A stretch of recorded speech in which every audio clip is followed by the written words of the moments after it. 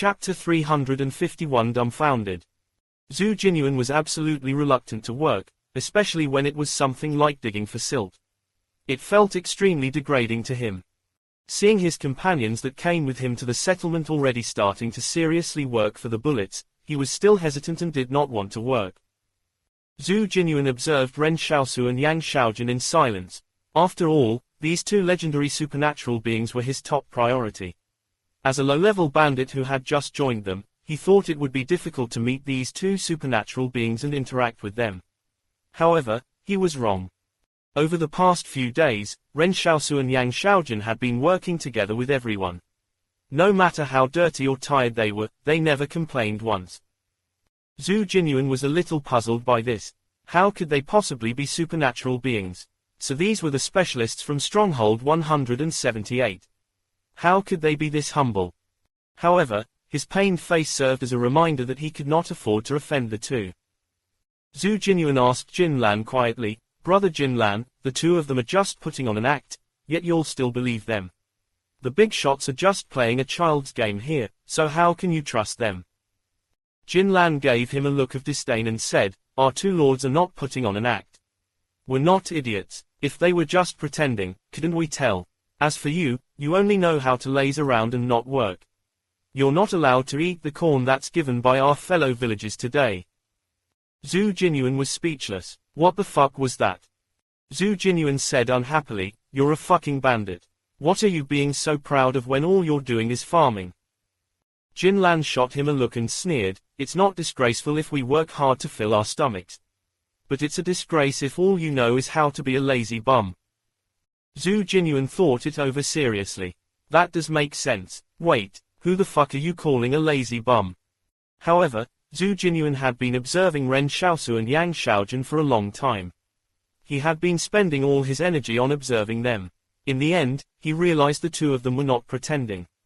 They could really take the suffering. In fact, Zhu Jinyuan was starting to believe the identities of Ren Xiaosu and Yang Xiaojun.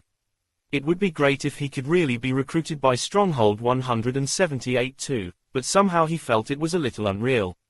Besides, his other brothers to the north were still waiting for his news. What should he choose? The people who came here with a purpose would always be more difficult to convince than the others. That was because they already had an objective from the start. At this moment, someone shouted, "I need a few people over here." Boss said that those who help build the houses will receive 15 bullets each. Zhu Jinyuan saw the people around him running over in an instant. Jinlan was roaring, "Don't anyone dare fight me." Zhu Jinyuan followed right behind and muttered, "Has everyone gone fucking crazy?" When they reached the refugee settlement, the black bricks were piled up off to one side. However, someone said, "But where are we gonna get mortar from?" At first, everyone thought that building a brick house only required some beams, a roof, and bricks. However, they now remembered they had forgotten to make the cement mortar.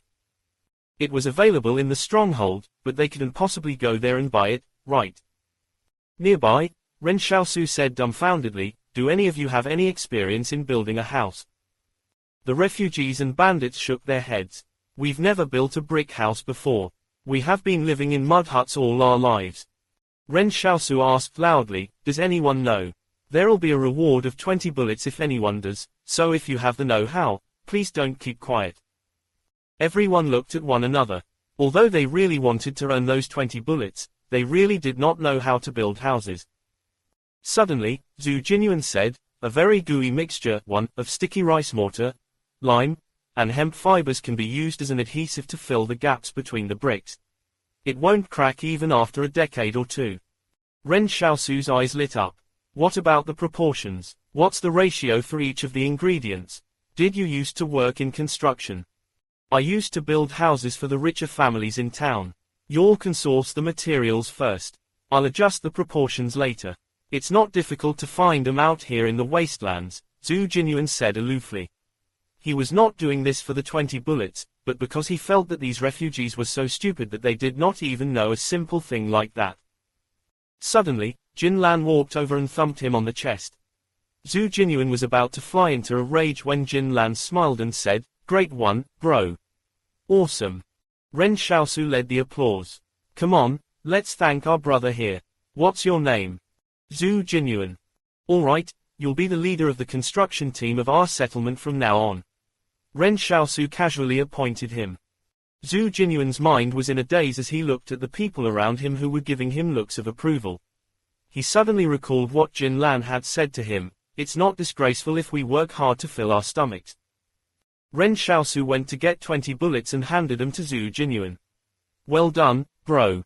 Zhu Jinyuan looked at the bullets. They felt rather heavy in his hand. When he saw the others looking at him in envy, he suddenly felt a tinge of the happiness Jin Lan and the others felt when they earned their bullets. While they were building the houses, some of the refugees brought over sweet potatoes, corn, and other food to them. As their living conditions here were bad, potatoes, sweet potatoes, and corn were their staple foods. A female refugee was praising Zhu Jinyuan as she stuffed food into his arms. "I've watched you since the first day you arrived. At first glance, I could tell that you're a learned person." Here, those who could build houses were considered learned.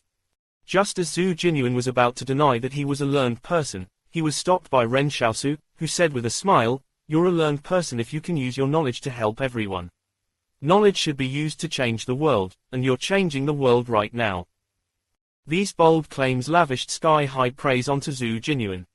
When he didn't do any work previously, all of the other bandits disliked and despised him. But after he displayed his abilities, these fucking bandits started to address him warmly as "Brother Zhu," every day when they saw him. Zhu Jinyuan was unused to the huge difference in treatment. Meanwhile, this gang of bandits was turning from a scattered bunch into a unified force. They would come to share the same values and gain a mysterious thing called faith in the time they would be spending together. But of course, it was still quite far from that day. Half a month quickly passed. Zhu Jinyuan was thinking as he chewed on the delicious corncob in his hands. What was he here for? He had come here to gain the trust of this gang of bandits, to get a better understanding of the current situation, then get back their weapons, and plan with the other bandits in the north to destroy this entire settlement. Quote. But what did he end up doing? He had been building houses every day. Not only that, he had also dug for silt, helped the refugees sow seeds, and eaten their corn. A female refugee had taken a liking to him and kept dragging him into her mud hut, but Zhu Jinyuan used a great deal of effort to control himself. As a notorious bandit from the north, how could he stay here just because of romance and corn? At this moment, Ren Xiaosu shouted in the distance, "Come and help carry bricks. You can earn a bullet for every 30 bricks carried." Zhu Jinyuan counted his bullets and quickly finished eating the corn in his hands in 3 bites. "I'm coming. Brothers, don't fight me to carry those bricks. I've almost collected enough bullets." Chapter 352 Seeds of Faith. With the bandits gathering here, the previously isolated refugee settlement suddenly became much livelier. Although one of the bandits stole some dried corn on the cob from a refugee's house during this period, the refugee did not say anything when they discovered the theft. Instead, it was Ren Xiaosu who gave the guy a good beating and even confiscated his bullets. That refugee had even asked Ren Xiaosu to be merciful, and this made the bandit who got beaten up extremely ashamed. After that, such things never happened again. On the other hand, some refugees were still bullying their fellow refugees. They would go to their houses and act like punks while mooching off on their food. In the end, when Jin Lan and the others could no longer bear to watch, they beat up those punks and dragged them off to the other bandits to reform them. These punks might be capable of bullying the refugees, but going against the bandits was something none of them even dared to think of. The brick houses were rapidly taking shape. The bandits were all full of strength and could work extremely fast as well. Ren Xiaosu looked at Zhu Jinyuan, who was supervising the construction of a house. Off to the side, a female refugee was looking at him lovingly. Ren Xiaosu turned around and asked Yang Xiaojun, "He's one of those that you said was problematic, right?" Yang Xiaojun nodded. But it seems like he no longer has any ulterior motives. Yang Xiaojun had been wondering if this group of people would cause them any trouble and had been spying on them. At the time, she was wondering why Ren Xiaosu was not worried. In the end, she realized her worries had been unnecessary. She could see that Zhu Jinyuan was now looking forward to trading for bullets every day. This time, they managed to build 12 houses in one go. In this desolate wasteland, brick houses were once again rising up from the ground. When Ren Xiaosu saw all of this, he felt a swirl of emotions. The sturdy brick houses were a symbol of the continuation of human civilization. The houses were about 28 square meters each. One single structure required around 1,900 bricks to build, and more than 10 people could live in it. Although there was still too few houses compared to the number of people they had, the second batch of bricks were already being fired. When they took them out in another 2 days, they could continue building the houses. Jinlan and Zhang Yiheng were bragging to the refugees yesterday, saying they were going to build houses for everyone to live in. At that time, Ren Xiaosu asked him while laughing, "By the time you've collected enough bullets, do you still want to continue building houses?" Embarrassed, Jinlan said, "We can't just watch our fellow villagers continue living in those mud huts, can we? And there's so many children as well. It gets very damp in the shelters, and that isn't good for their health." Zhang Yiheng added, "We can even build a school, a factory." Ren Xiaosu chuckled, "Why the hell would we build a factory? We don't even have the tech to run one. What if we gain the tech in the future?" Zhang Yiheng mumbled. Then Ren Xiaosu walked over to those brick houses that were just built. He told Jin Lan, "Count how many bullets everyone has." It had been more than 20 days since the bandits started working, so a lot of them should have accumulated enough bullets by now. After counting for a long time, Jin Lan scratched his head and said, "Because some new brothers have just joined us, we shared our bullets evenly between them. So everyone still has 2 to 3 more bullets to go. We should have enough by tomorrow after one more day of making bricks." It was the arrival of the new bandits that had delayed everyone's progress. Otherwise, they would have accumulated enough bullets through their additional work in carrying bricks, mixing clay, and sowing seeds. Fortunately for them, no new bandits had joined recently, with the total number here controlled at around 400 people. Of course, there were also some bandits who'd escaped, but there were only a few of them. Ren Xiaosu had mentioned to Yang Xiaojun that some of the bandit gangs to the north must have already started heading south. It couldn't have been more than 10 days since new bandits came by to their settlement. Therefore, they were very likely going to fight the gangs from the north to see who would be the victor. It was at this moment that Yang Xiaojun recalled that they were actually here to exterminate the bandits. But now was not the time to think about that. Ren Xiaosu smiled and said, "You haven't included the bullets that are gonna be given out for building the houses today. I said before that everyone who helps build houses will get 15 bullets each. We keep our promises." When he said that, Jin Lan and the others grew excited. After working so hard for more than 20 days, their efforts were finally paying off. If Ren Xiaosu had returned to them the guns at the start, they would definitely not be this excited, because those guns were theirs to begin with, and they were even given by other forces for free. But it was different now. Saving a 100 bullets and trading them for a gun was like an honor they earned. The reason they were so excited was not because of the gun, but because it meant they had earned the right to bear arms in this settlement. This right felt worth a lot of money. In the past, they had never been so happy or proud even after robbing the passing merchants.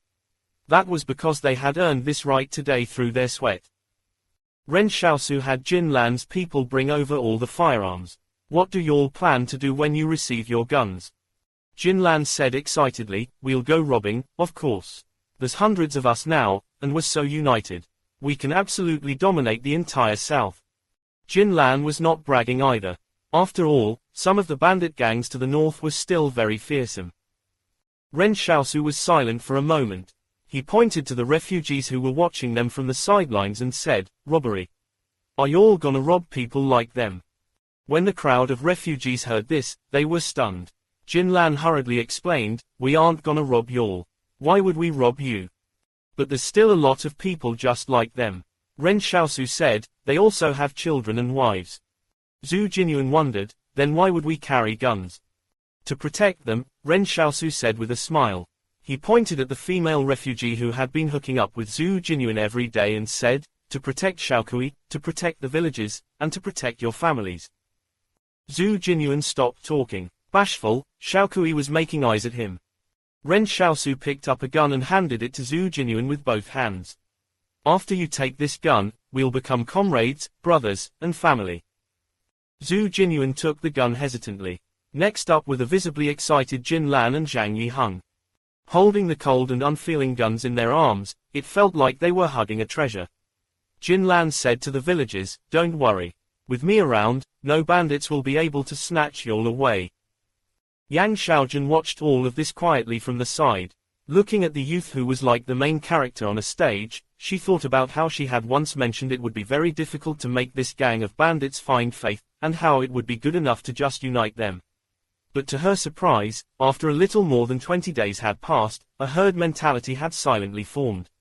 On top of that, a belief to protect had also silently been born. There were no grand speeches of loyalty, and all Ren Xiaosu transmitted to the bandits was the belief to protect. Protect their own assets, protect their families, and protect their friends. Everything should be done from the perspective of guarding their own interests.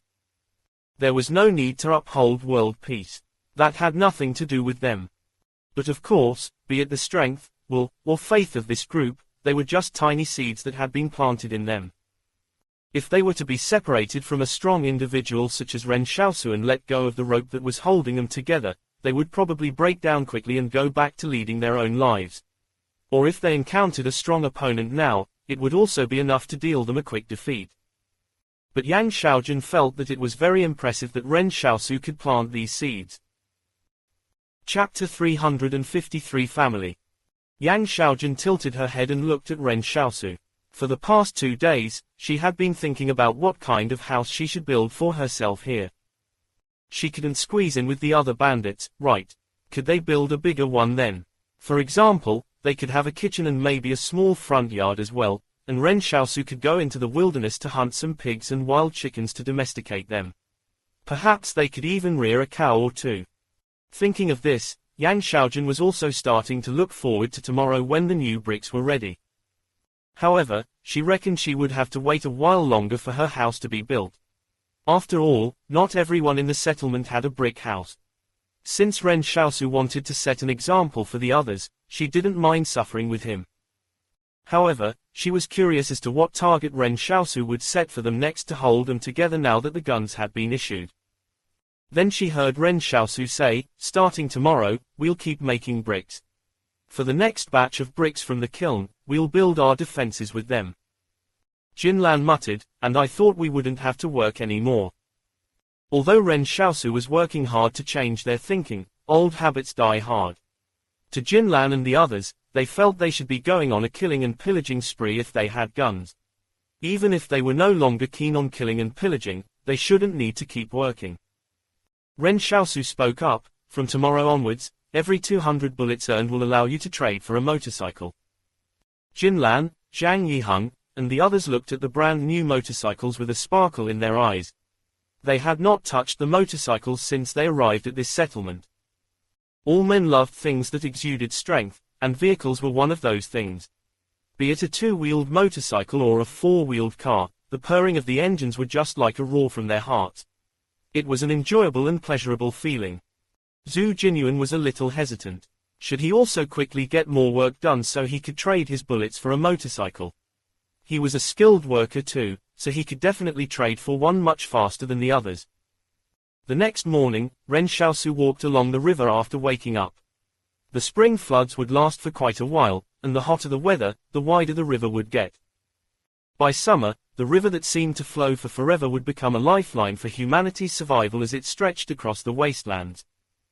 Ren Xiaosu continued walking straight towards the settlement. Today was the day the bricks would be taken out of the kiln. The bandits felt that the progress of using only one brick kiln to fire the bricks was a little slow, so they decided to construct a new and even bigger one. Someone asked Jin Lan why they needed to make so many bricks. The houses would be finished sooner or later, and afterwards, would the brick kilns be of any use? Jin Lan said mysteriously, "What if a stronghold 179 suddenly gets built here?" The question of why Ren Xiaosu and Yang Xiaojun had come here had been on the bandits' minds for a while now. After analyzing it for some time, everyone wondered if Stronghold 178 was planning to extend its influence inland. Wasn't this vast and empty valley a very good choice to start? No consortiums had built a stronghold here because this unincorporated zone was just too sensitive an area. No one would agree to the construction of a stronghold here by any of the other factions. But if a powerful organization like Stronghold 178 were to take action, the Yang Consortium, which was currently engaged in war, might not be able to stop them. Meanwhile, the Northern Waste Zone Consortium was no match for Stronghold 178. Although the location was not exactly ideal, the opportunity was. Furthermore, if Stronghold 178 wanted to export their mine reserves inland, the valley was an unavoidable region that they needed to pass through. When they thought of this, Jin Lan and the others felt like they understood what was going on. Throughout this, everyone would greet each other warmly as brothers whenever they saw one another. It was as though they had really become family after Ren Xiaosu's speech. Some people really believed it, while others were still skeptical. But in light of the overall situation, those who did not believe it could not say much either. At the moment, the bandits who came here with Zhu Jinyuan were just watching in silence. They did not believe anything that was said. Someone counted the days and estimated there wasn't much time left until the window their leader had set for them. At the agreed time, they were to secretly head out into the wilderness tonight and report back to their leader about the attack plan. Afterwards, they would launch a surprise attack on the settlement the following night. Brother Zhu, let's prepare to leave. Someone said to Zhu Jinyuan, tonight. Zhu Jinyuan gave him a look and said, what are you talking about? How can I leave my family? The bandits under him were confused. What fucking family? Are you fucking crazy? At first, everyone thought Zhu Jinyuan was just kidding. But when they got serious again, they realized Zhu Jinyuan was absolutely not kidding.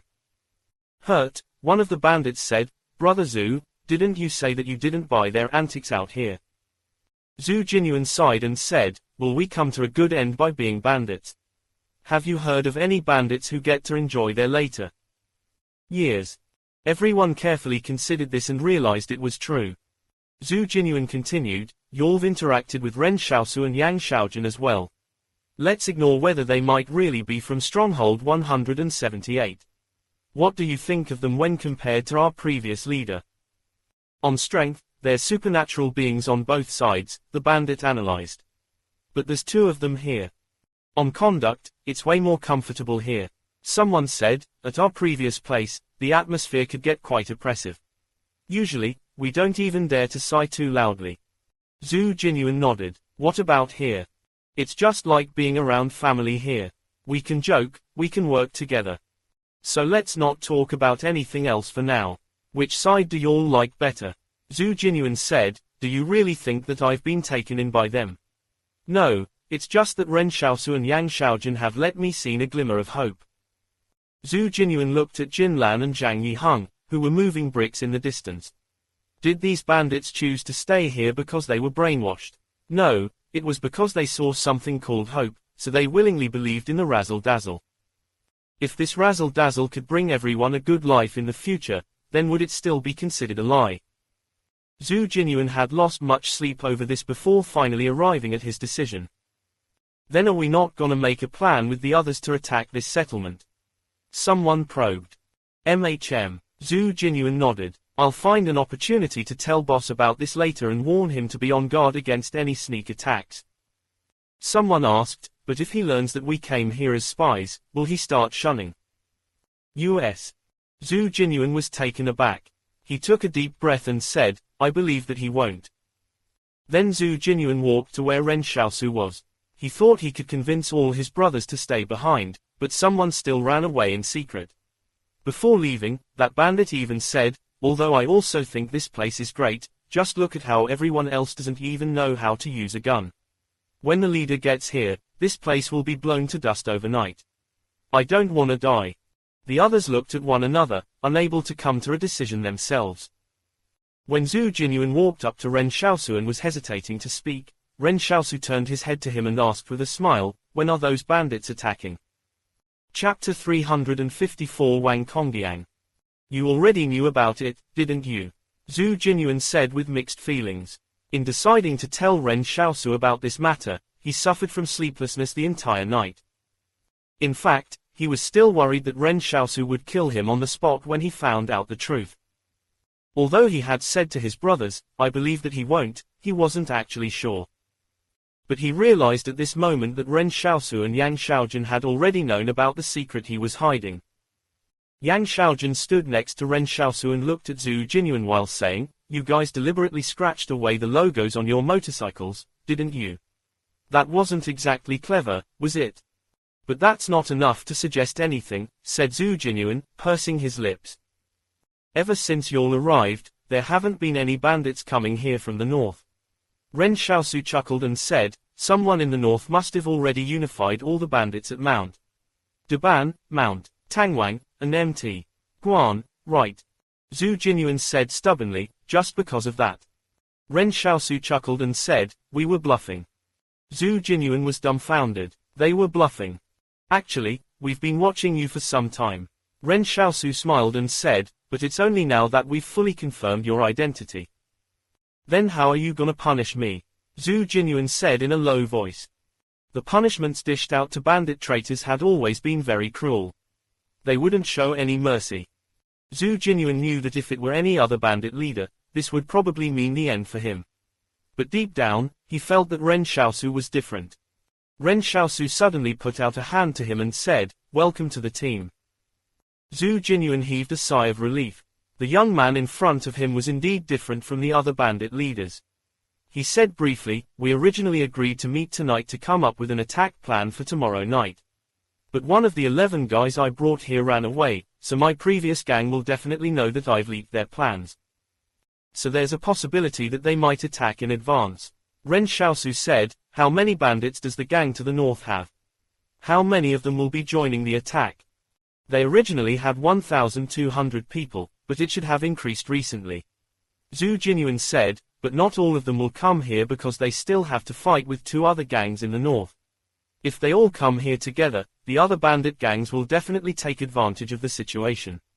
According to the plan that we had, 600 bandits will be showing up here." In response, even Ren Xiaosu, who was already mentally prepared, gasped. The bandits in the valley had even fucking joined forces. How did they end up with so many people? Although not all of them would turn up for the attack, 600 bandits could still theoretically crush their refugee settlement. Of course, that was only in theory. Curious, Ren Xiaosu asked, "Which organization is the leader of the northern bandits from?" Zhu Jinyuan was taken aback for a moment. "I think he used to be from the King Consortium, but he has nothing to do with them now. Someone said that he escaped from Stronghold 113 and knows Zhu Xianchu of Stronghold 178 as well.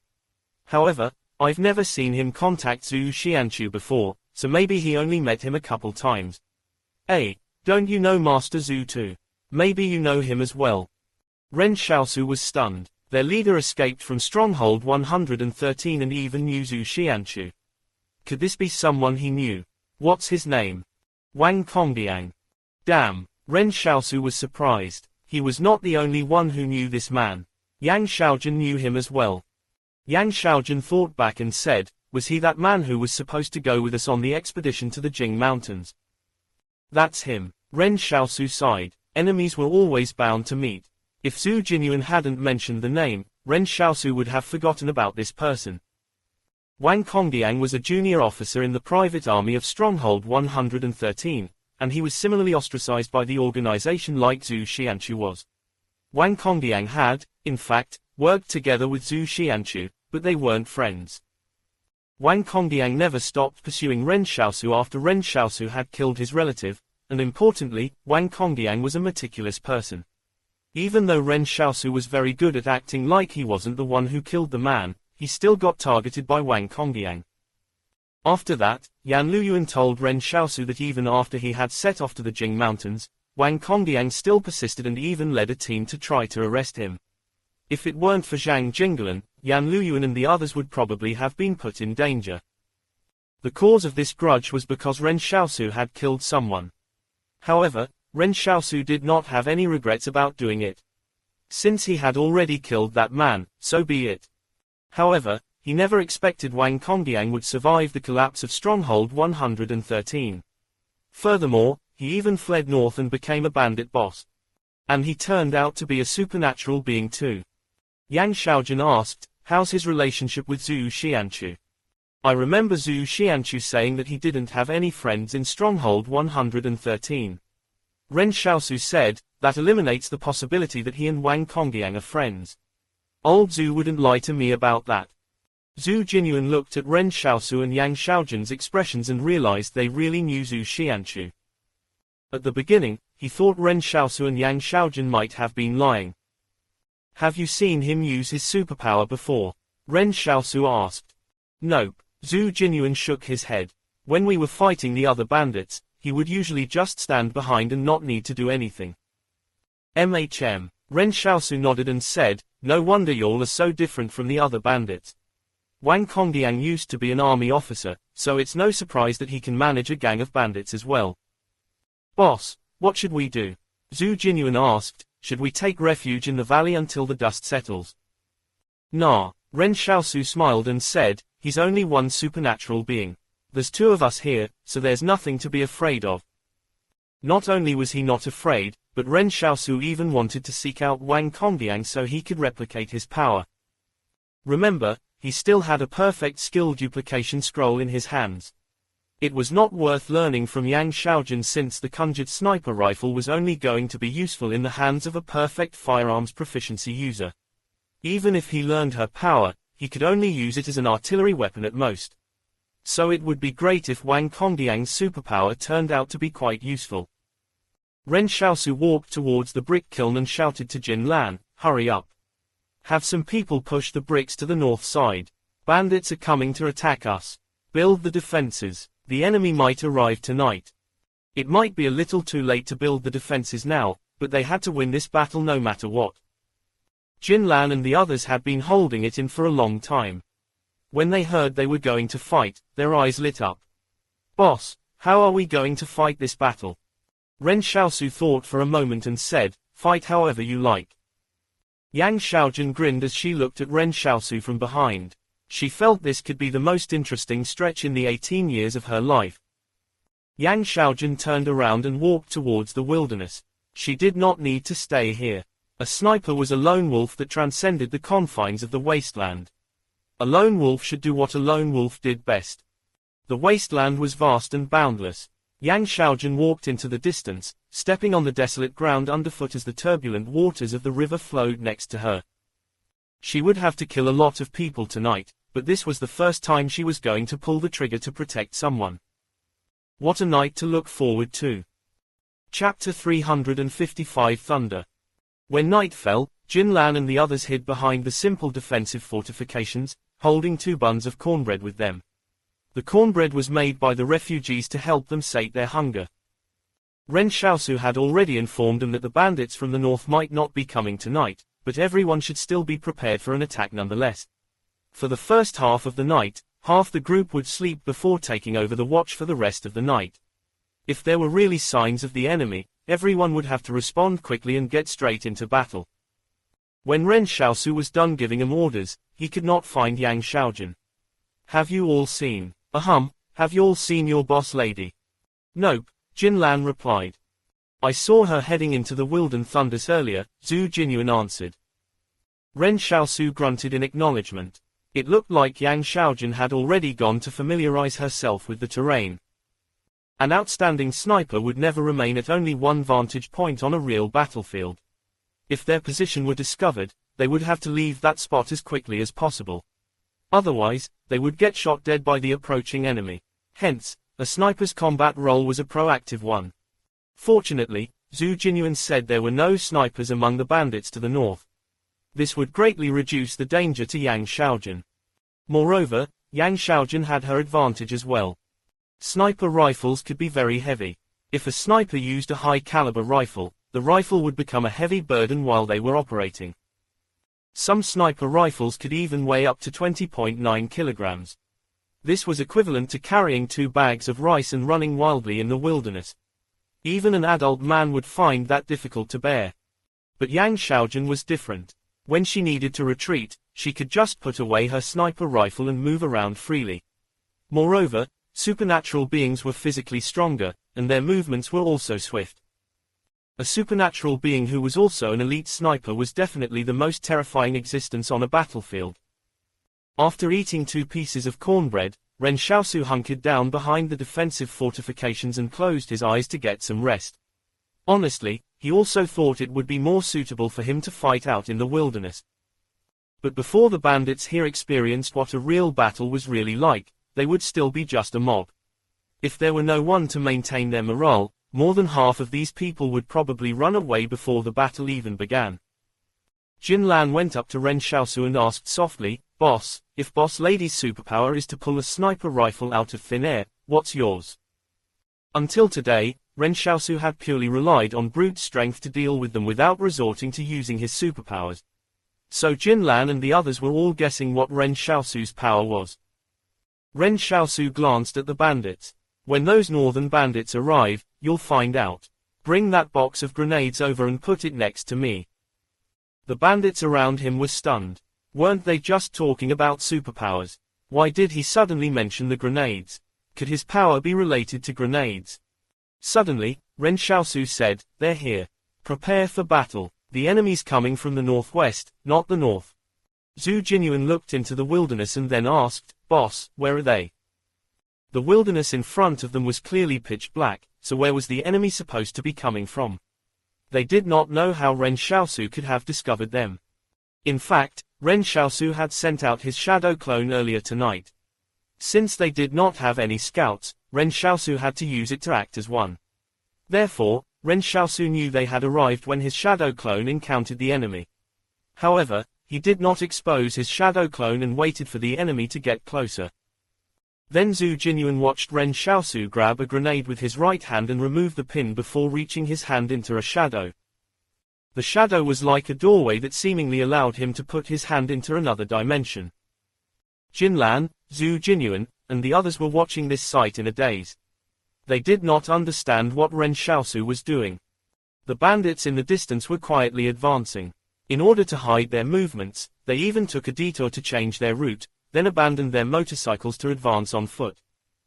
As they walked in the dark, the bandit farthest forward suddenly saw a hand extend out of thin air within the darkness and throw a grenade at his feet. The bandit was stunned. By the time he realized what was going on, he only had time to shout, "Fuck." Right after, Zhu Jinyuan and the others heard a grenade explode nearly a kilometer away. Everyone looked at Ren Xiaosu in shock. What kind of power was that? Throwing a grenade remotely. They were not the only ones shocked, even their enemies were shocked. The gang of bandits who were advancing towards the settlement did not understand what was going on. They thought they might have stepped on a land mine. But how could there be land mines in the valley? The farthest a grenadier could throw a grenade was only about 100 meters or so. For example, the best record in the Yang Consortium's army for grenade tossing was only 102 meters. Yet Ren Xiaosu had thrown a grenade from a kilometer away. Surely an impenetrable fortress couldn't exist in the face of such power, right? But why did this power feel really strange? At this moment, the enemy in the distance was still unsure of who was attacking them, and neither could they see where the attack had come from. There wasn't even an opponent they could fight back against. Suddenly, the boom of a sniper rifle thundered through the sky. It was just like the rumbling of a large overcast cloud. The sound of that high-caliber sniper rifle could even be heard from several kilometers away. The grenade Ren Xiaosu threw had pointed Yang Xiaojun in the direction of the enemy, and the explosion gave her illumination. Zhu Jinyuan and the others understood that to be their boss lady making her move, but they still could not figure out where Yang Xiaojun was at this moment. Jin Lan and the others roared excitedly as everyone clutched their automatic rifles. However, after waiting for a long time, there was still no signs of their enemies charging. In the minds of Jin Lan and the others, the battle should play out with them waiting for the enemy to arrive at the doorstep.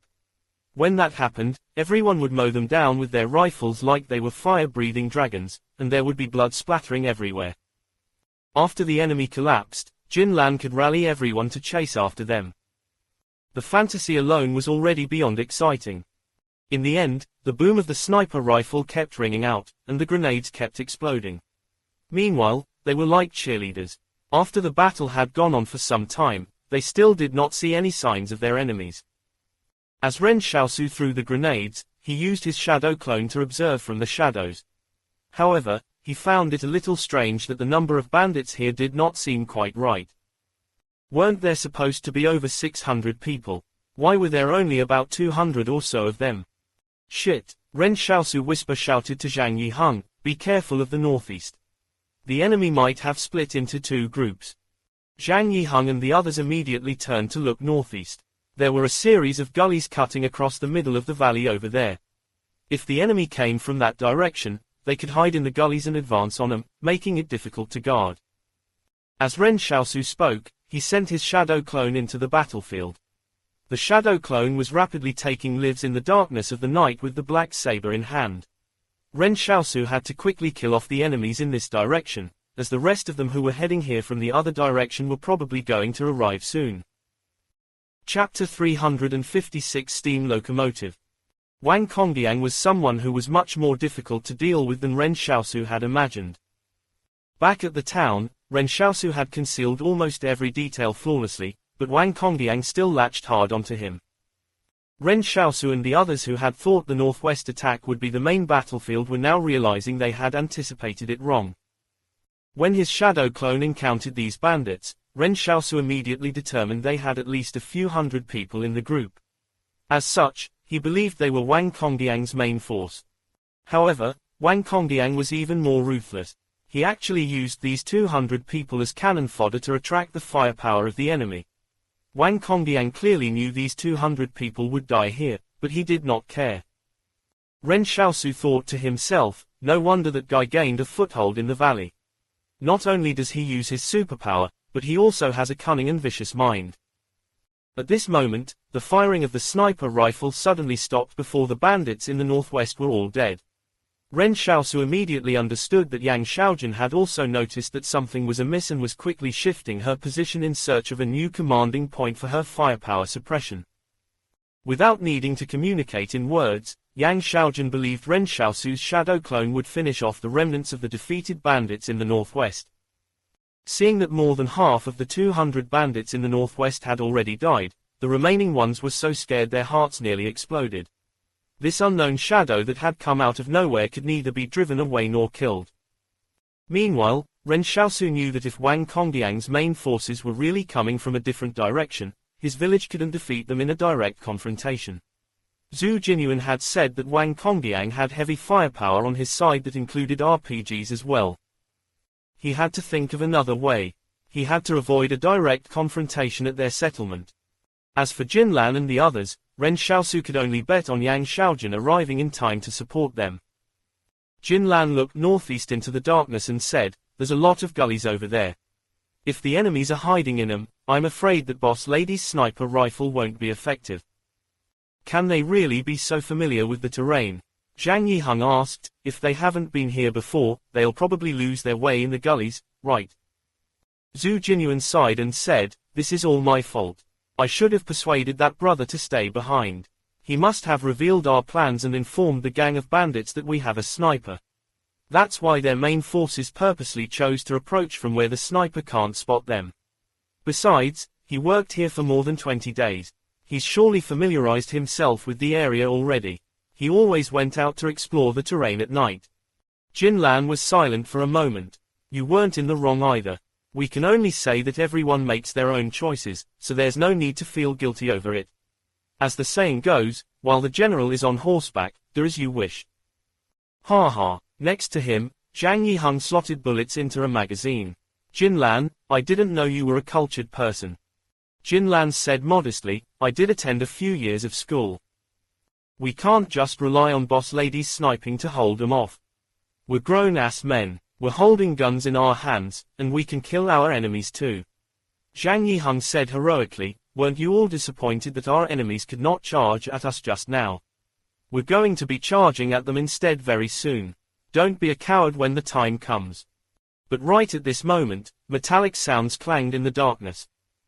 The strange metallic sounds were like dagger axes striking against each other, but it also sounded like someone was striking iron with a hammer. This sound came abruptly, yet it sounded extremely powerful. Suddenly, a fog started spreading. It felt like a gigantic creature was charging at him from the darkness. Then, clickety-clacking could be heard. It grew louder in the nothingness and slowly increased in rhythm. Right after that, a black steam locomotive sped through the fog, shattering it. Fuck, Jinlan roared angrily, where the hell did this train come from? The consortiums had trains as well, but they were limited to a very small number of places and were used for transporting minerals and supplies. It was not that the consortiums could not afford to build a railway system, but that earthquakes in the northwest and southwest happened far too frequently.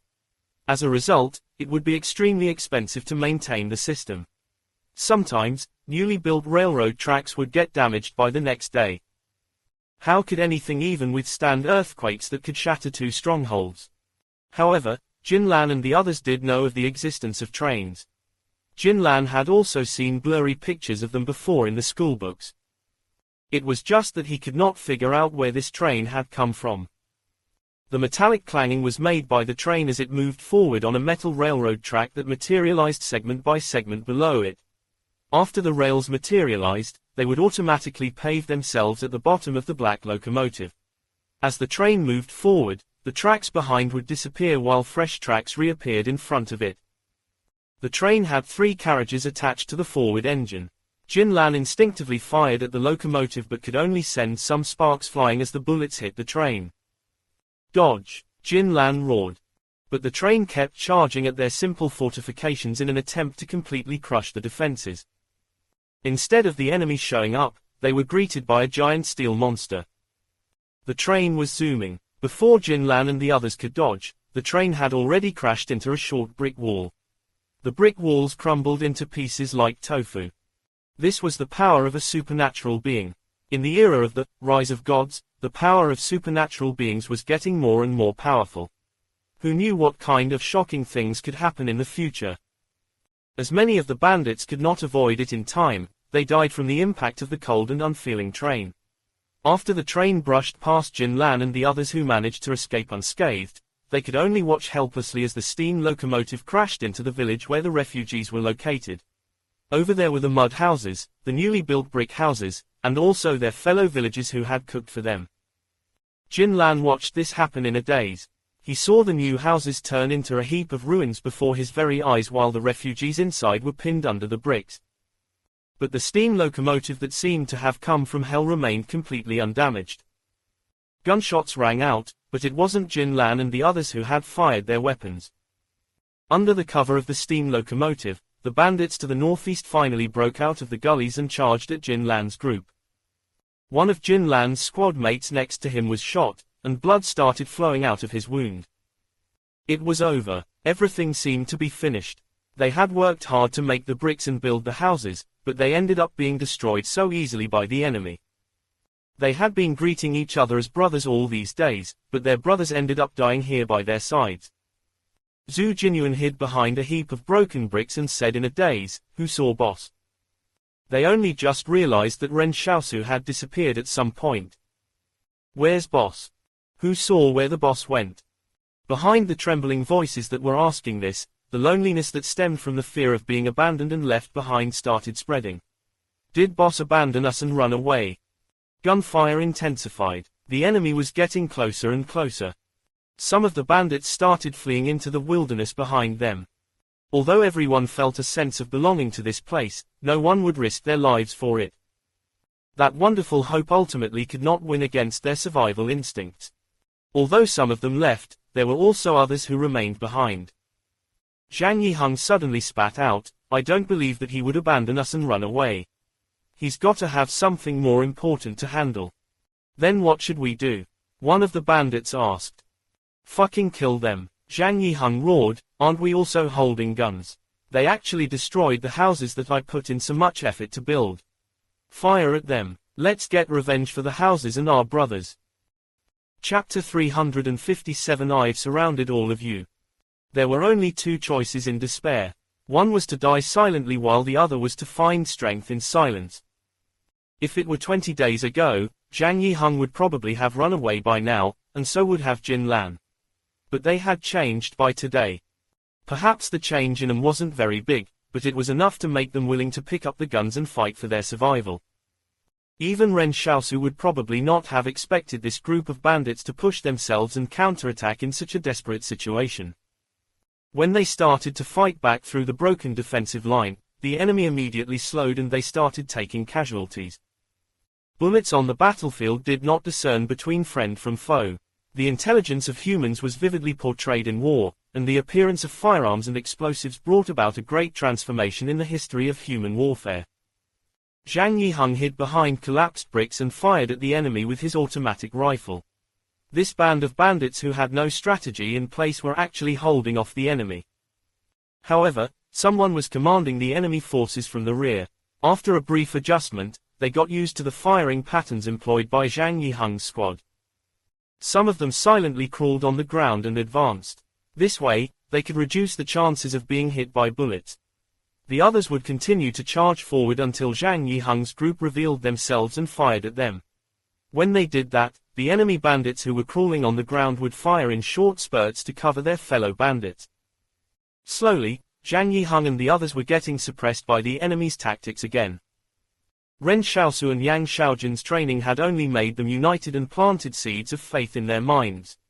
The training was not a magical solution, so it could not make this group of bandits who did not even possess any military knowledge become braver. They were being suppressed by the lack of experience. It was not something they could be trained on in a short time.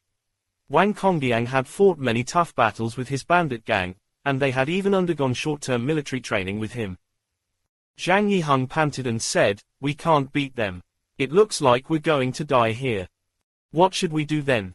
Jin Lan suddenly laughed. It was clearly a hopeless situation, but he was still laughing. "Why don't we surrender?" Zhang Yiheng spat, "If you want to surrender, go ahead.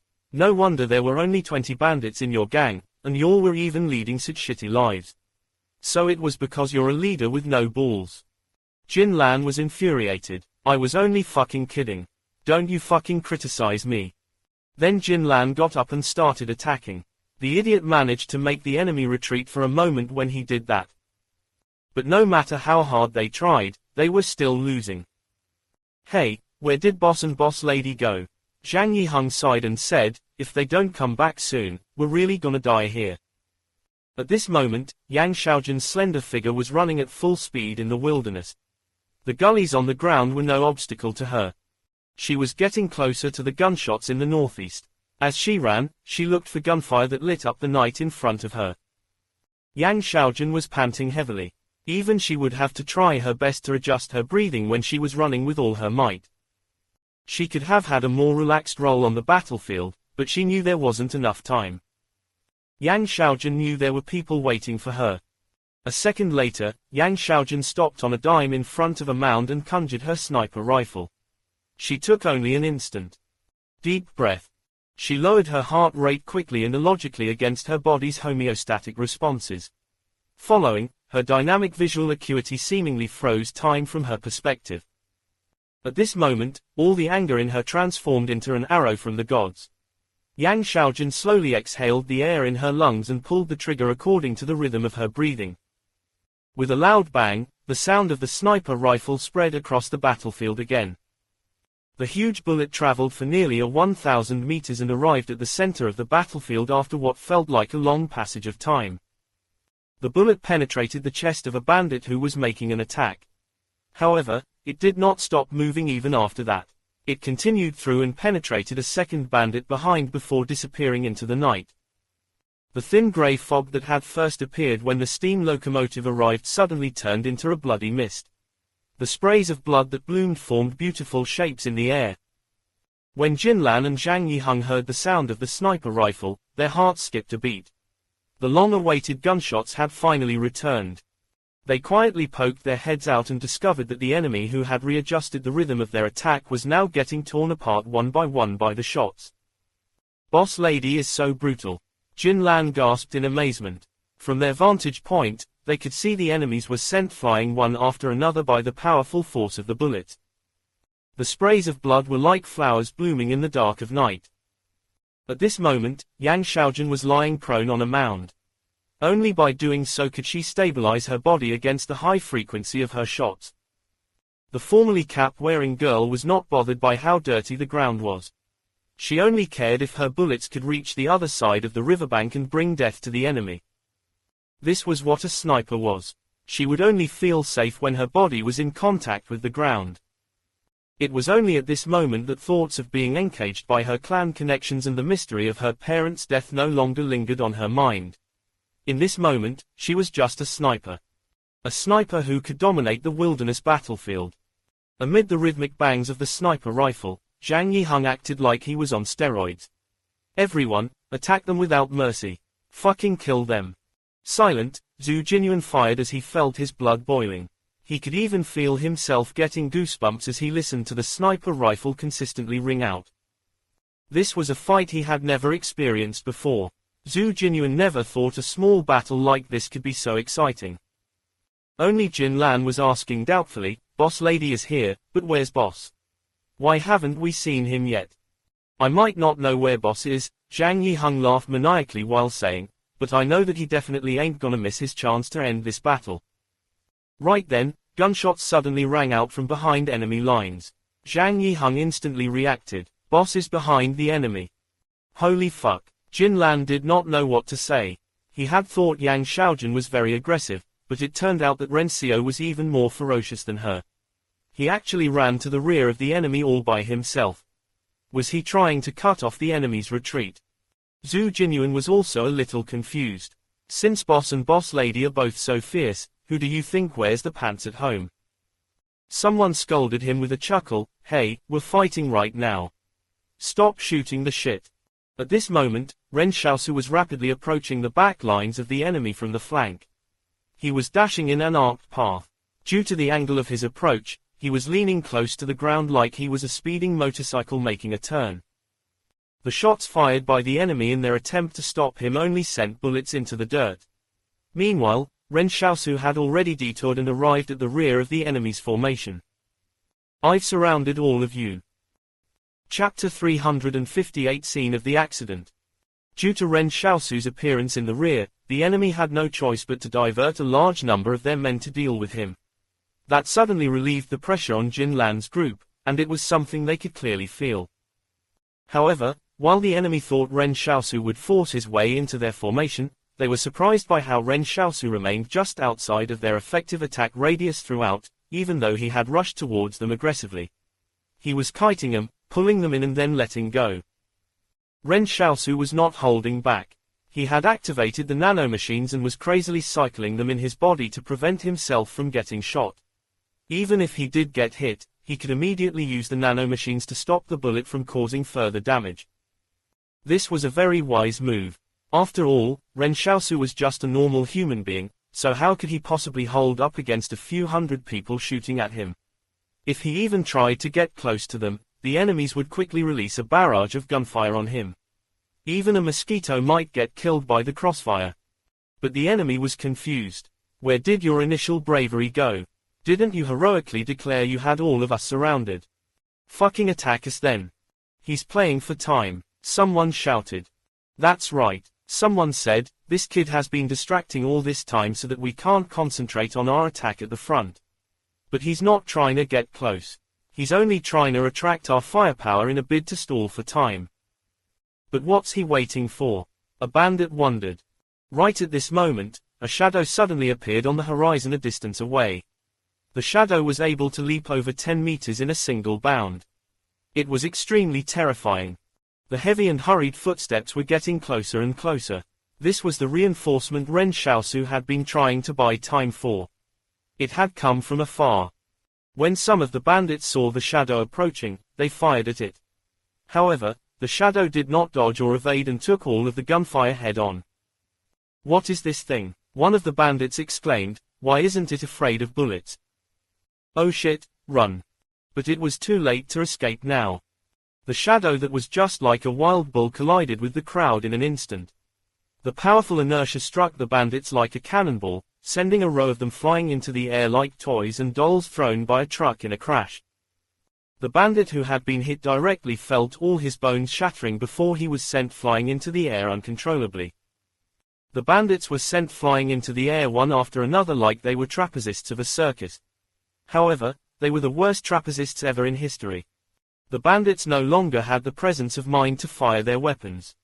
When a strength that was strong enough to crush them appeared, these bandits plunged into panic.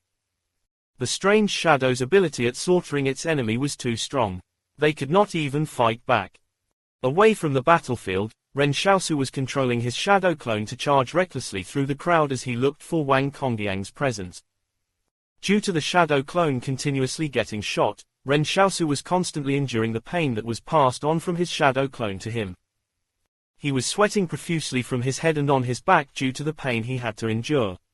Ren Xiaosu was still looking for Wang Kongyang. To catch a thief, he had to catch the king. Ren Xiaosu kept moving at high speeds. Stray bullets on the battlefield were flying around everywhere and were impossible to defend against. He had used the nanomachines to shield himself from the bullets twice already. When the bullets hit him, they only managed to scrape his skin. They could not penetrate past the defensive structure formed by the nanomachines. But even after searching for a long time, he still could not see any signs of Wang Kongyang. Jin Lan, who was farthest in front on the battlefield, discovered that the enemy was beginning to panic. The enemies who were not being commanded had become flustered when a powerful force appeared behind them. With Yang Xiaojun's suppressive fire covering them, Zhang Yiheng and the other bandits even dared to charge from behind the broken defensive line to launch a counterattack. And the bewildered enemies started to fall. But even now, Ren Xiaosu still did not see Wang Kongyang. Ren Xiaosu was puzzled. Could it be that Wang Kongyang wasn't here? That couldn't be right. The train that appeared out of nowhere was clearly Wang Kongyang's doing. Actually, when he first saw the steam locomotive, one of Ren Xiaosu's early doubts was answered. In the earlier days, there were always rumors spreading among the refugees in Stronghold 113's town that someone had seen a moving train materializing from nothingness out in the wilderness. That was the power of a supernatural being. At that time, Ren Xiaosu was still very envious. This was the earliest rumor being talked about in town regarding supernatural beings. It went on for so long that Ren Xiaosu even got sick of hearing it. Many people said the refugee must have been feeling sick and was only seeing things in his trance. That train never appeared a second time. Ren Xiaosu used to wonder about whether there were other supernatural beings in Stronghold 113. But no one had ever seen them before. Now that he thought about it, the train that appeared in the wilderness back then must have been Wang Kongyang testing his power, right? So the rumors were true. Judging by the time Wang Kongyang first became a supernatural being, he was most likely one of the earliest people to do so.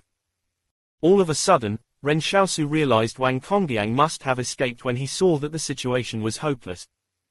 Ren Xiaosu looked towards the valley in the north, in the hopes that he might spot Wang Kongyang fleeing through the gullies. The ravines would serve as Wang Kongyang's shield. Ren Xiaosu stopped searching for him here and started running north, trying his luck. If his judgment were right, he might still be in time to catch that guy. After running for just 2 kilometers, Ren Xiaosu suddenly saw a figure crawling out of a gully in the distance. They were about 1 kilometer away from each other. Ren Xiaosu confirmed that it was Wang Kongyang and that he had indeed escaped ahead of time. The bandit gang this person had painstakingly built was about to break apart, but none of that seemed worth mentioning to him. When he saw the shadow clone arriving, he abandoned all of his burdens and fled by himself. That was because the moment Wang Kongyang saw the shadow clone, he thought it was Zhu Xianchu who had arrived. In Wang Kongyang's opinion, if 3 supernatural beings Ren Xiaosu, Zhu Xianchu, and Yang Xiaojun fought him alone, he would definitely lose. The bandit who had escaped from Ren Xiaosu's place had told Wang Kongyang that Ren Xiaosu was from Stronghold 178 and that he was also a good friend of Zhu Xianchu. At that time, Wang Kongyang knew that even though the description was probably an exaggeration, Ren Xiaosu and Zhang Jinglan were actually on very good terms. If Ren Xiaosu were really there to carry out a mission for Stronghold 178, then Wang Kongyang probably couldn't gain a foothold in the valley. Even if he did not go looking for Ren Xiaosu would come and look for him. Wang Kongyang was unable to figure out what exactly the truth was. All he wanted was to take advantage of the fact that Ren Xiaosu was not ready yet and try to kill him in order to eliminate any chance of future trouble. But regardless of whether he succeeded or not, he would have to leave the valley and head to the central plains where it was a larger world. Therefore, when Wang Kongyang heard Ren Xiaosu's name get mentioned, he already had the thought to abandon the bandits under him. It would be impossible for him to bring them to the central plains with him, nor did he think they were worthy. Ren Xiaosu pursued him from behind. He had thought he could catch up with Wang Congdiang easily, but at this moment, the mysterious and strange black steam locomotive suddenly drove into the wilderness, completely ignoring the rugged valley as though it were driving on flat ground. Chapter 359 Duplicating a Superpower.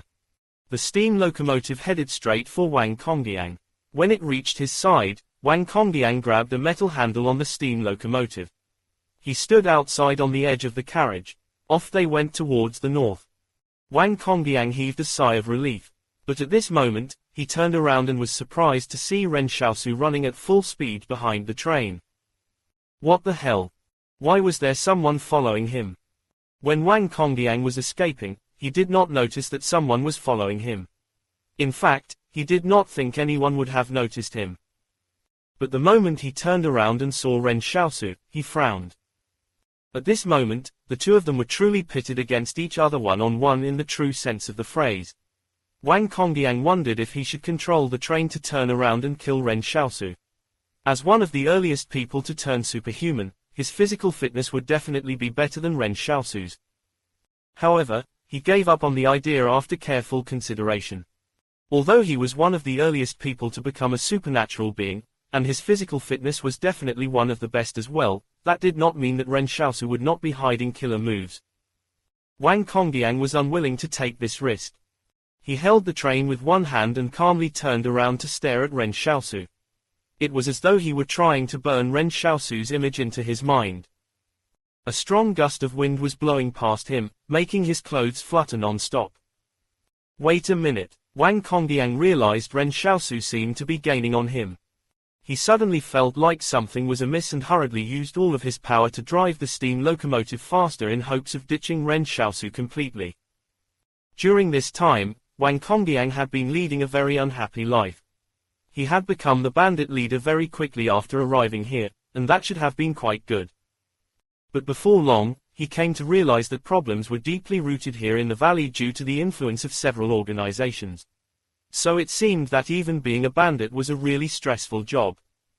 When he wanted to kill Ren Xiaosu, he ended up losing all the bandits under him after Ren Xiaosu joined forces with Zhu Xianchu. All he wanted now was to leave this place, yet Ren Xiaosu continued chasing after him like a vengeful spirit. Wang Congdiang took out his pistol and fired it at Ren Xiaosu. However, they were so far apart that Ren Xiaosu was not within his effective range. But Wang Congdiang felt a burst of joy when he realized Ren Xiaosu was gradually slowing. He was probably running out of stamina. Should he take advantage now that Ren Xiaosu was exhausted and kill him? Forget it, never mind. What if he was just faking it? As expected, Wang Congdiang decided to give up on killing him. When Ren Xiaosu saw that Wang Congdiang did not take any action, he started chasing after him again. The two of them were constantly jockeying. When Ren Xiaosu sped up, Wang Congdiang clenched his teeth and went faster too. Actually, Ren Xiaosu was already cursing Wang Congdiang in his head. There was a limit to his stamina. This steam locomotive was traveling at about the speed of a normal train, and its maximum speed was about 120 km per hour. Meanwhile, Ren Xiaosu's current strength and dexterity were roughly 3 times that of an ordinary person's. His top speed was only slightly more than 100 km per hour. But the stamina of humans was limited. That limit applied to Ren Xiaosu as well. Ren Xiaosu kept trying to trick Wang Congdiang to turn back, but that bastard was simply too smart and cautious. He wasn't taking the bait. Forget it, I'm not gonna chase anymore. Ren Xiaosu was panting heavily as he prepared to stop chasing. He had wanted to activate City Crusher to chase after Wang Congdiang, but the problem was that it would only last for 30 seconds.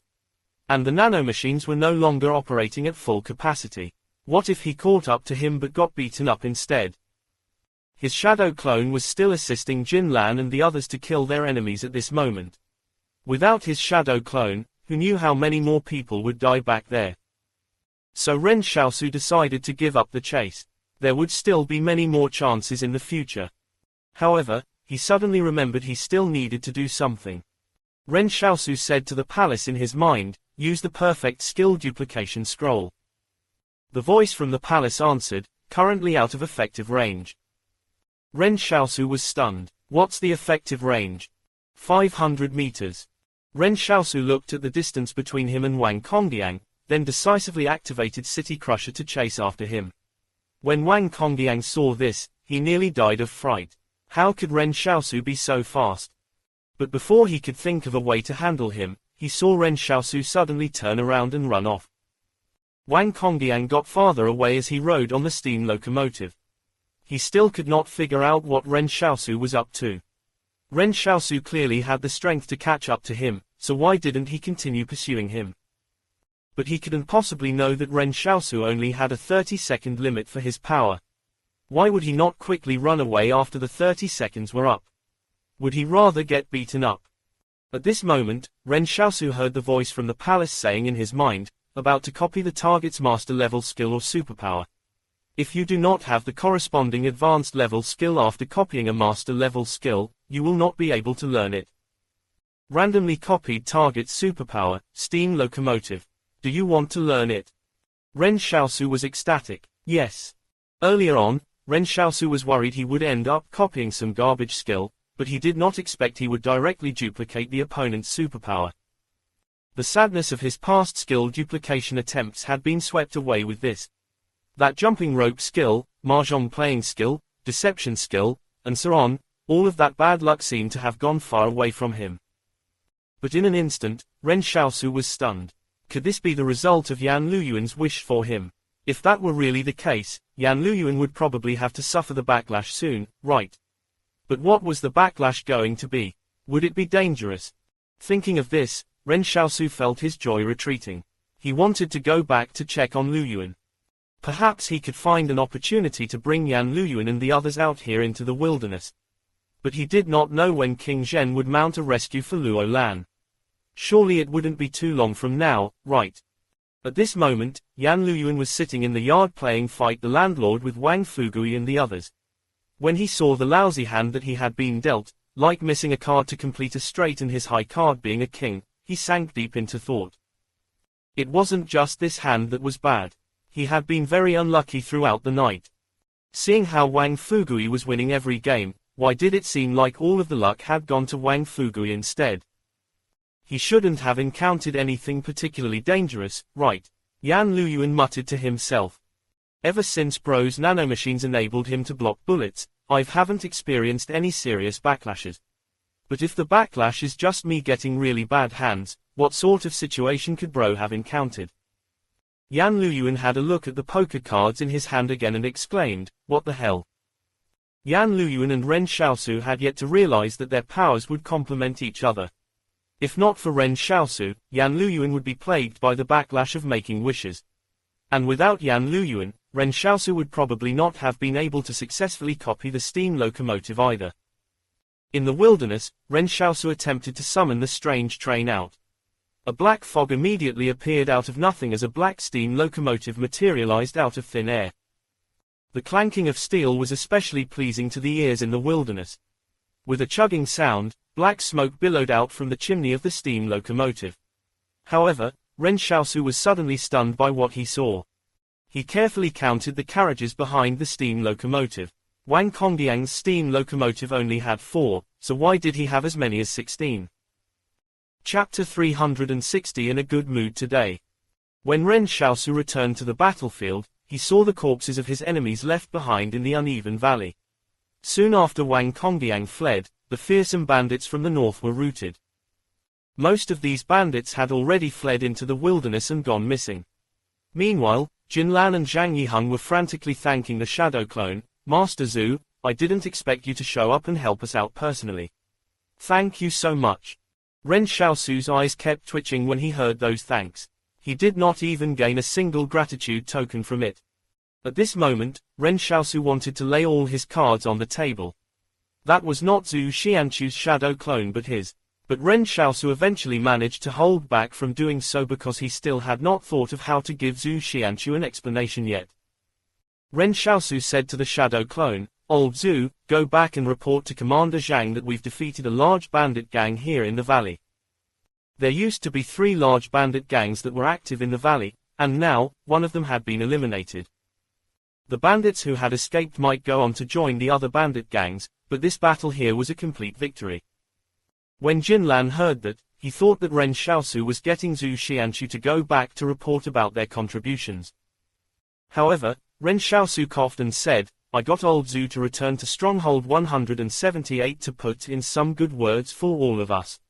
The commander might be happy when he hears what old Zhu has to say and immediately recruit you all to join Stronghold 178, so you should know what to do now, shouldn't you? While Ren Xiaosu waited for everyone to thank him, he watched Jin Lan, Zhang Yiheng, and the others started bowing to the shadow at a 90-degree angle and saying, Thank you, Master Zhu.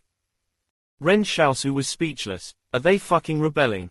Yang Xiaojun walked over from the wilderness looking extremely exhausted. Tonight, she had made some significant contributions to the battle. If it weren't for her, Jin Lan and the others would be dead. Yang Xiaojun looked at Ren Xiaosu and asked, how many of our people were lost or injured? The excitement on Jin Lan's face immediately faded as he sighed and said, more than 100 of our brothers have died. The houses we just built have been destroyed, while our fellow villagers have also died and been injured. Let's treat our brothers' wounds first. Ren Xiaosu took out 10 bottles of black medicine and handed them to Jin Lan. Take the bullets out of their wounds first. This is a secret remedy passed down through my family. You can apply it directly to the wound. 1 bottle is enough for 5 to 6 uses. Just make sure it isn't drunk. It might be gratifying to win the battle, but what about the aftermath? The dead could not be resurrected. Zhang Yiheng stood in the devastated wasteland looking a little confused. The refugees in the distance were crying. More than half of the settlement's mud houses had been toppled by the steam locomotive, while none of the brick houses remained standing. Even the ditches had given way and were now a total mess. It would be great if even half of the crops they planted could end up germinating. Zhang Yiheng slowly walked through the crowd. Some of his injured brothers were crying out in pain, while the ones who were okay stayed around to comfort them. When he walked past a refugee, a child cried out at him, "It's all your fault. Those bandits came here because of all y'all." But before Zhang Yiheng could speak, the mother slapped her child. "Don't you run your mouth." The child's mother looked at Zhang Yiheng and said, "I know that you're a good people, so I won't blame you." Zhang Yiheng was stunned and did not say anything. Ren Xiaosu called out to him, "You regretting it?" Zhang Yiheng was stunned again, then suddenly said, "Actually, I don't feel that sad. After so many years, everyone knows what this world is really like. It's all too common to see people dying. Even when my father passed away, I didn't cry." "Then what are you thinking about?" Ren Xiaosu asked. Zhang Yiheng said calmly, "I'm just thinking, if we were stronger, could we have prevented this suffering?" Ren Xiaosu looked at him seriously and said, "The houses that we built have all been destroyed." Jin Lan, who was standing next to them, said, "We can still rebuild them even though they've been destroyed. I've checked, and the brick kiln is fine. Even if something had happened to the brick kiln, we could still build another 1, 2, or even 3 of them." Zhang Yiheng suddenly said in a determined tone. Ren Xiaosu was looking at these bandits. Actually, there was nothing they were good at. Most of them did not even attend school and were illiterate. Even though they were bandits, they could not even hold a gun properly. But when he attacked the enemy from their rear just now, the bandits here did not break down. Right now, they were still harboring hopes in the ruins of the settlement. Ren Xiaosu suddenly realized these bandits were probably still useless as of now. But starting from today, their fate was really going to be changed. On the same day, Jin Lan led everyone to carry the wounded back to the mud houses that were still intact. Some of the refugees also took the initiative to help take care of them. At first, they thought that it would be very difficult for the wounded to survive. That was because bacteria these days had become very scary. If anyone received a wound, 90% of them would get infected even in the early spring when the weather was still very cold. Ren Xiaosu's wound had been infected after he got nipped by the sparrow. But they were shocked to discover the black medicine given by Ren Xiaosu was really effective.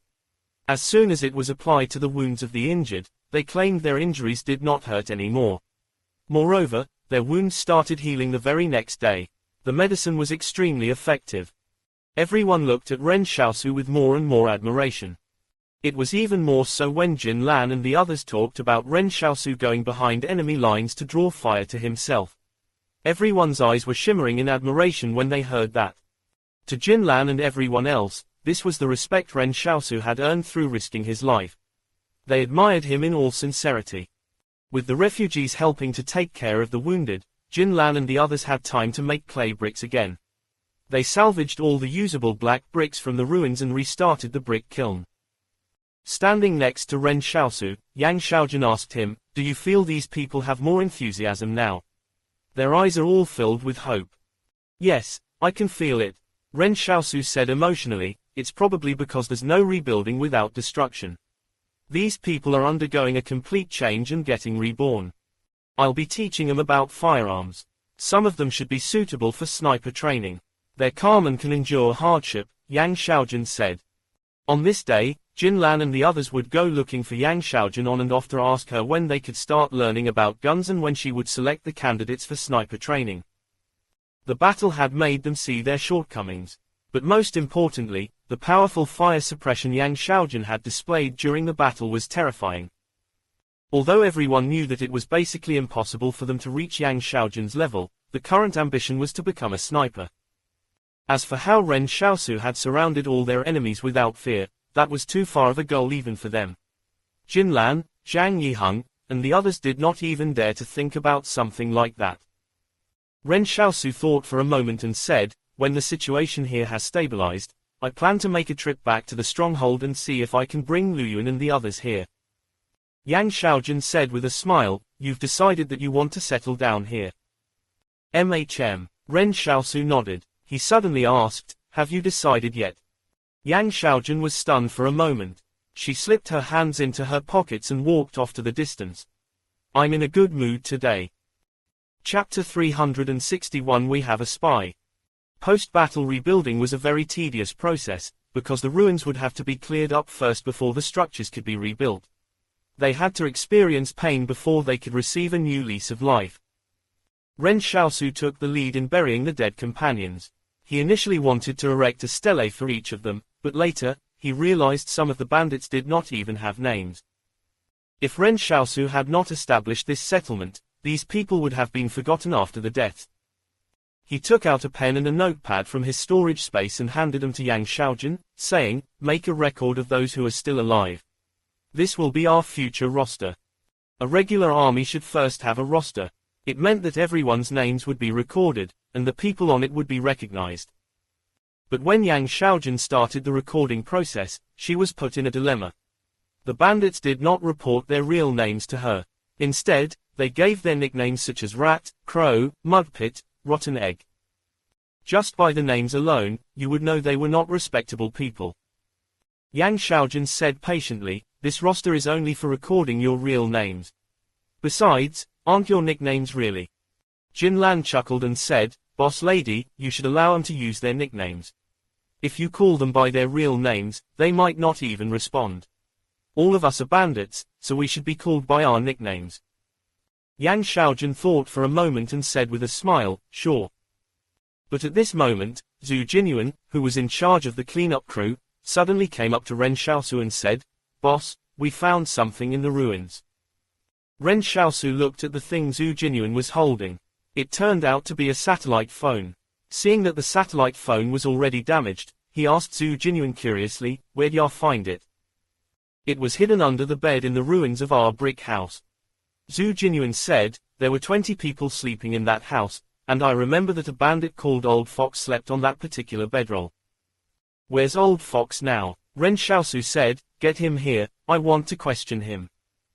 "He's dead," Zhu Jinyuan said, "That's why I secretly came over to seek boss's instructions." Ren Xiaosu frowned. The satellite phone was definitely not something bandits could own. The owner of this satellite phone must have used it to report information to a consortium. He wondered which consortium this satellite phone was linked to. Was it the King Consortium? Or the Zong Consortium? Anything was possible. These two consortiums had been eyeing the valley for a long time now, so they might have planted quite a few spies. "Don't breathe a word about it. If it doesn't belong to Brother Old Fox, his reputation will be tarnished after his death if this matter gets out." Ren Xiaosu said, "This satellite phone could also belong to somebody else." Ren Xiaosu even suspected the phone could be Zhu Jinyuan's. He had read in a detective novel back at Stronghold 88 that stated how more than 40% of the witnesses and discoverers of a homicide turned out to actually be the real murderer. However, Ren Xiaosu did not bring up that doubt and let Zhu Jinyuan continue working. Yang Xiaojun walked over and asked, "What's the matter?" "I'm afraid we can't stay here any longer," Ren Xiaosu said. "After we go back and get Yan Luyuan and the others, we'll head northwest to look for a more secretive location to settle down again. Our activities here have likely been leaked. It's not so bad if it's the Qing Consortium, but if it's the Zong Consortium that planted their spies here, we won't be able to fend them off when their military attacks us here." Yang Xiaojun agreed with him. She did not think it was wrong for Ren Xiaosu to be more cautious. The reason why the Zong Consortium had trouble fighting the bandits was because the bandits were always wandering around. If they settled down here, it would be extremely easy for the Zong Consortium to deal with them. So Ren Xiaosu wanted to head deeper into the mountains and find a new place to re-establish the settlement. In the evening, Jin Lan went to look for Ren Xiaosu. But when he came up to him, he heard Ren Xiaosu whispering to Yang Xiaojun, "The northern bandits have killed so many of our brothers, so I've already contacted old Zhu and told him to lead his troops here next week. We'll settle the score with those northern bandits then." Jin Lan was a loudmouth. Once he learned about this, everyone in the settlement would find out about it as well. Ren Xiaosu turned to Jin Lan.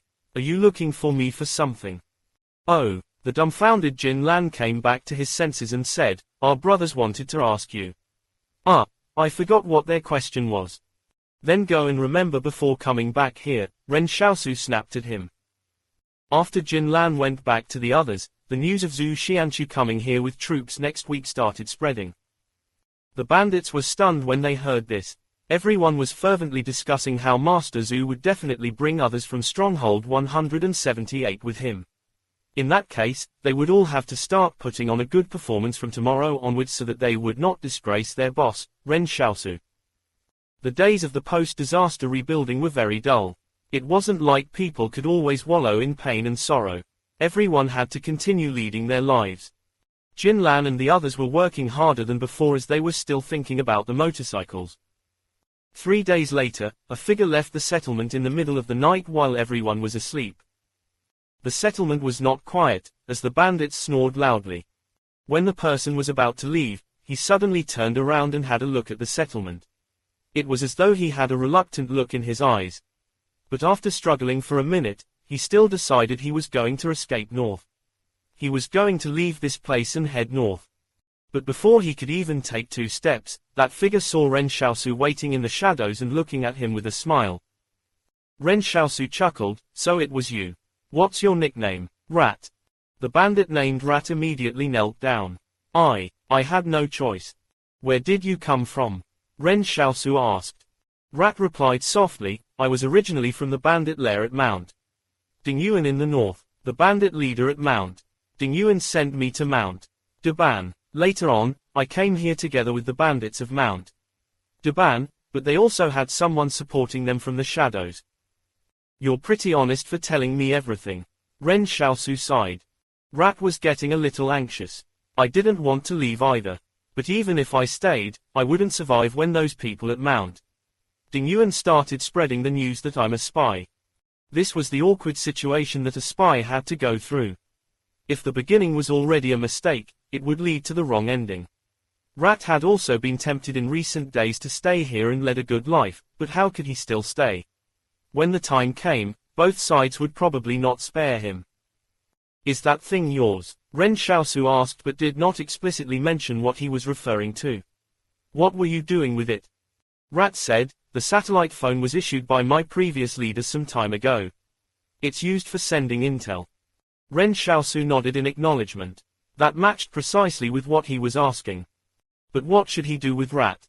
Let him go. Ren Xiaosu was not that kind.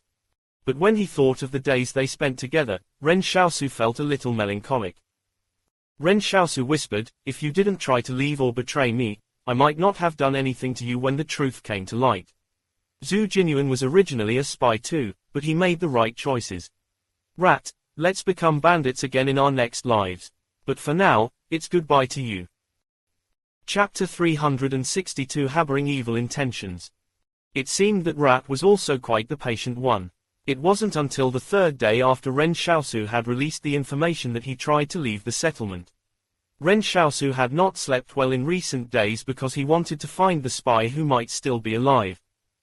He had no choice but to root out that person, because if they kept such a person around, they might get found by the Zong Consortium before they could grow stronger even if they moved to another location. Ren Xiaosu believed the northern bandits were likely to be supported by the Zong Consortium. Although he had no evidence of that, Zong Cheng was supposed to bring him to the front lines at Mount Shangying, Mount Lianta, and Mt. Donghua in the original mission plan. Therefore, Ren Xiaosu thought the place Zong Cheng wanted to bring him to would definitely not be simple. It might even turn out to be the bandit lair controlled by the Zong Consortium. But what was Zong Cheng planning to do by bringing them to Mount Donghua? Was he thinking of putting on an act for the Yang Consortium with his own bandits? Ren Xiaosu felt this matter had more than met the eye. At this moment, Wang Congdiang was walking alone on a path in the valleys and hills of the northern waste. But as he kept walking, his pace slowed. "Come out," Wang Congdiang said harshly. Ahead of him, a young man walked out from behind a mound. He said to Wang Congdiang with a warm smile, "Chief Wang, I've been waiting here for a long time. Let me introduce myself. I'm Zong Cheng from the Zong Consortium." Wang Congdiang looked around and asked, "Did you come alone?" "Of course not." Zong Cheng smiled and said, "How could I come alone when I'm dealing with you?" As soon as Zong Cheng stopped speaking, another 30 soldiers appeared from behind the mound. However, Wang Congdiang realized these soldiers were acting a little strange. They were behaving unnaturally, as though they were puppets. They didn't act like normal humans. He frowned and said, "Why are you looking for me?" Wang Congdiang was wondering how Zong Cheng caught wind of his escape. He actually predicted he would pass by here and came here in advance to wait for him. If Ren Xiaosu were present, he would have sensed that something was wrong. Since the spy's satellite phone had been smashed apart during the battle, how could Rat have relayed the intel to Zong Cheng? "You and I have had dealings with each other for quite some time already," Zong Cheng said with a smile. "You're one of the most difficult opponents our Zong Consortium has faced in the valley. I didn't expect you to end up in such a predicament today." "Like you know anything," Wang Congdiang sneered. If he weren't afraid of Stronghold 178's strength, Ren Xiaosu would not have been able to do anything to him. "And when have I ever had any dealings with you?" "Oh, I see, so the bandits at Mount Donghua are your Zong Consortium's people. It's much easier speaking with smart people." Zong Cheng said, "I'm curious about something. Is there bad blood between you and Ren Xiaosu?" Wang Congdiang scorned, "That's none of your business. As the second-generation member of a consortium, aren't you ashamed to come here and mix with bandits?" Zong Cheng did not mind it. This valley has always been our Zong Consortium's territory. By rights, our Zong Consortium should be the ones controlling this area. But, Chief Wang, you're the one who's acting rather unusually. Why are you staking everything just so you can kill Ren Xiaosu when you've always been a cautious person? Surely he did not kill your wife and children or something, right? Wang Congdiang's mood instantly changed. He suddenly said, "I've had a grudge against that Ren Xiaosu since we were at Stronghold 113. Am I wrong for attempting to kill him after he killed my brother?"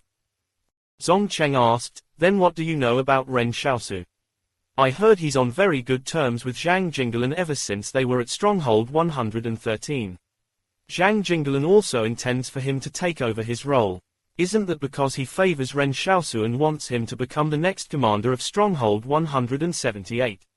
Aren't you afraid Stronghold 178 will get rid of you for trying to kill him?"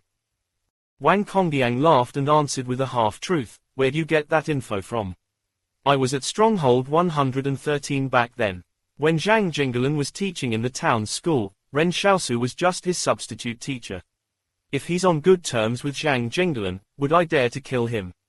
All of you were fooled by him." Wang Congdiang was harboring evil intentions. He was afraid Zong Cheng did not dare to make a move on Ren Xiaosu because of the relationship between Ren Xiaosu and Zhang Jinglan. Wang Congdiang deliberated for a couple seconds and said, "You might not know it, but I was the one who assigned the escorts for Zhang Jinglan when he traveled back to Stronghold 178 from Stronghold 113. But for someone as high-ranking as Zhang Jinglan, do you think he would make friends with normal people? Zong Cheng frowned. Why did Wang Congdiang's words differ so much from the account Ren Xiaosu had portrayed? But as they had been dealing with Wang Congdiang for some time, they knew he was not a rash person.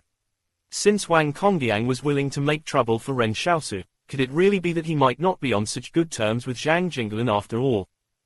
Zong Cheng smiled and said, "Are you saying you want me to seek revenge for you? Why don't you join us and we'll seek revenge on your behalf together?" Wang Congdiang smiled as he retreated. "Once I left Stronghold 113, I said I'd never work for anyone else ever again. I'll only die for myself." "That's such a pity," Zong Cheng said with some regret. "But you killed so many bandits under my Zong Consortium's flag. I'm afraid it won't be appropriate to just let you leave like this." "You think you can stop me with just these people?" Wang Congdiang laughed uproariously. "That depends on whether you're capable of doing so or not."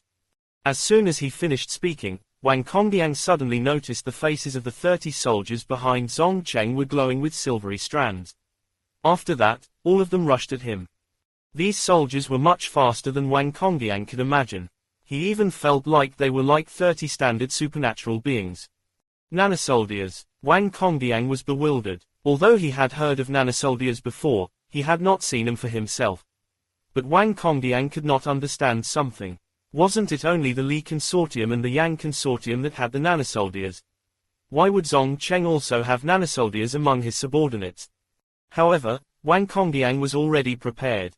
In just an instant, the rugged and menacing steam locomotive had already materialized into reality and driven off in the opposite direction with Wang Congdiang on it. A nanosoldier leaped up and caught a handle on the side of the steam locomotive. It seemed like he was trying to climb onto the train to kill Wang Congdiang. But to Zong Cheng's surprise, Wang Congdiang just kicked the nanosoldier off. The power of this kick was so great it was far beyond Zong Cheng's imagination. It was not a power that standard supernatural beings could achieve. This Wang Congdiang was the best of the best even among supernatural beings. When that nanosoldier was kicked down, his body blocked the other pursuing nanosoldiers to the rear. When they got up again to chase after him, they realized the steam locomotive had already sped off at a speed of 120 kilometers per hour. Some bandits in the gullies in the distance suddenly crawled out and started shooting mercilessly at the steam locomotive. However, Wang Congdiang was already inside the train and the bandits could not hurt him. One of the bandits carrying an RPG launcher fired it at the train. But surprisingly, even when the RPG hit the steam locomotive, it only caused the strange train to wobble a little. Wang Congdiang suddenly coughed up a mouthful of blood in the train. He wiped it off and growled, "Your Zong Consortium's people are like the hyenas that like attacking people from behind. I'll see how long you all can survive here in the northwest." Zong Cheng watched calmly as the steam locomotive departed. He knew he had underestimated what Wang Congdiang could do. Chapter 363 Delivering Warmth to the Valley. In the settlement, Jinlan suddenly ran madly towards Ren Xiaosu and said, boss, those people delivering the stuff are here." Ren Xiaosu wondered, "What do you mean by those people delivering the stuff?" "The people who previously gave us the firearms and motorcycles." Jinlan yelled, "I saw their convoy from the hillside. They're almost here. Let's go and take a look." Ren Xiaosu and Jinlan headed east. Without needing to say anything, Yang Xiaojin started to choose a sniping spot in case the two parties got into a conflict. During this period, Ren Xiaosu had frequently been hearing from the bandits that there were people delivering food and weapons into the valley. However, he had not seen it for himself yet. Ren Xiaosu stood on a mound and looked at the approaching convoy. There was no logo on the bodies of the vehicles. He realized the convoy seemed to be very familiar with the valley, as they knew exactly where the locations of the gullies and rivers were. It seemed this group of people had been keeping themselves rather busy in the valley for the past few years. Before the convoy arrived, the people in the vehicles were waving from afar when they saw Ren Xiaosu and the others. They were acting in such a friendly manner that it seemed as though they had spotted their fellow villagers. However, the convoy did not approach them and stopped just under a lowest slope in the distance. 30 people jumped out of the vehicles and walked slowly towards them. The group looked to be moving free and easy, but they constantly maintained an attacking formation. The soldiers on both flanks were aiming the guns and already had their weapons cocked in case they needed to open fire at any time. Ren Xiaosu felt that the disposition of these soldiers was extremely familiar. All of a sudden, Ren Xiaosu thought the group's leader looked a little familiar, but he couldn't recall where he had seen him before. After these people slowly got closer, the leader smiled and said, "Hey, buddy, who's in charge here?" Ren Xiaosu chuckled and said, "I'm in charge here. Who are you?" The leader said with a smile, "I'm here to deliver firearms and supplies to you all." The sincere look he portrayed was like he was from the consortium dropping by the stronghold's factories to hand out rice to the workers there. Ren Xiaosu looked him over. "You're from the King Consortium." The leader raised an eyebrow and said, "Nope. Why do I find you so familiar looking?" Ren Xiaosu wondered, "Have we met before?" The leader smiled and said, "I also find you rather familiar. Perhaps it's fate that brought us together." During the conversation, the soldiers behind the person speaking started making some subtle movements as everyone placed their right index finger onto the trigger of their rifle. The atmosphere did not feel right. It was like they could get ambushed at any moment. Ren Xiaosu glanced at them and saw the atmosphere was getting more intense, so he decided to be direct and said, "I'm Ren Xiaosu." Off to the side, Jin Lan and the others were all confused. What was their boss doing? To their surprise, when the leader heard the name, Ren Xiaosu, he suddenly froze. After that, he carefully sized up Ren Xiaosu and asked, "You're Ren Xiaosu?" Jin Lan and the others' jaws dropped. Was their boss this famous? It looked like the bandits themselves still did not understand their boss. Ren Xiaosu asked, "How do I prove it?" The leader gave it some thought and said, "What has Boss Luo given you before?" Ren Xiaosu hesitated for a moment before answering, "A banner." "Ha ha ha." The leader burst into laughter. "So it's really you. Hello, my name is Zhu Man." Zhu Man appeared to be very polite.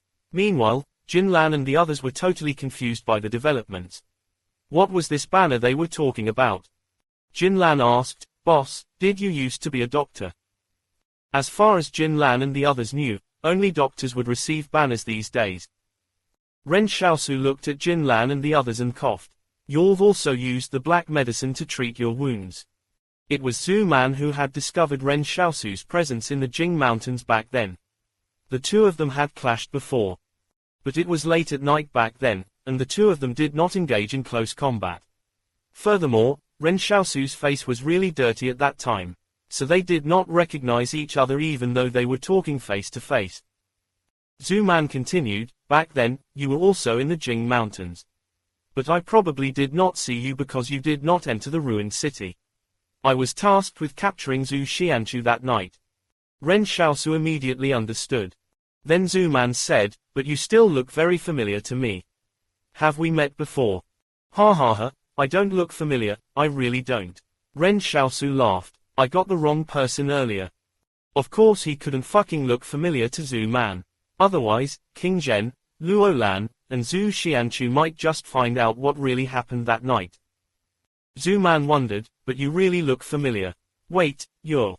Ren Xiaosu began sweating. He quickly changed the subject and asked, "What are you doing here? Don't tell me the King Consortium is supplying all the guns into the valley." "Oh, this has been going on since some time ago. I only started coming here in the last year," Zhu Man said. "At that time, Mr. King Zhen had been placed under house arrest, and our men were separated when they got assigned out to the other combat troops. I received Mr. King Zhen's instructions and secretly came to the valley to take over the duties here." Ren Xiaosu suddenly realized it was King Zhen who had planned everything here, not the King Consortium. But if it happened several years ago, then he must have gotten all of the plans in the valley started while he was still under tight watch by the King Consortium's board of directors. He had planned really far ahead. The Yang Consortium, the Li Consortium, and the Zong Consortium were really unlucky to encounter such an opponent. Initially, the Zong Consortium wanted to take control of Stronghold 178 from within during the absence of Zhang Jinglan. In the end, King Zhen purposely sent Zhang Jinglan back to Stronghold 178. He wondered whether the Zong Consortium's people had seen red when they learned about that. Zhu Man suddenly said, "Boss Luo has specifically instructed us to inform you if we met you that we're ready to take action." Of course, Even if you can't make it back in time, he'll still help you bring your brother and the others out. Is King Zhen preparing to rescue Luo Lan? Ren Xiaosu wondered, aren't you afraid that I'll betray y'all after you tell me this? Boss Luo said you can be trusted. Zhu Man said with a smile, as subordinates, we just follow orders. Ren Xiaosu smacked his lips. The feeling of being trusted was quite nice. He asked Zhu Man, then what about all y'all? What are your plans? Are you going to attack the Zong Consortium? Since King Zhen had prepared backup plans for the north, they would be put to good use when the time arrived, right? Zhu Man explained, we've only managed to rope over some of the bandits in the north to our side, so it'll be impossible for us to defeat the Zong Consortium. Mr. King Zhen's plans here were not made so that he could send us to our deaths by taking on the Zong Consortium. Ren Xiaosu started to get curious. Then what are y'all doing here? Zhu Man hesitated for a moment before saying, the peak of the upstream floods of the river will be here in about 10 days. At that time, we'll destroy all the bridges in the valley to stop the Zong Consortium from coming further south to aid the Yang Consortium. Meanwhile, we'll have our other men head south to destroy all the factories outside of the Yang Consortium's strongholds. Ren Xiaosu was stunned. He felt that King Zhen's plans were somehow all linked to one another. It was like King Zhen had been planning to incorporate the entire northwest and southwest into the King Consortium's territory since several years ago. Chapter 364 I'll wait for you here. At this moment, Ren Xiaosu felt that King Zhen was just like a shining star in the northwest and southwest. He completely overshadowed those from the other consortiums and made them appear dull and gloomy.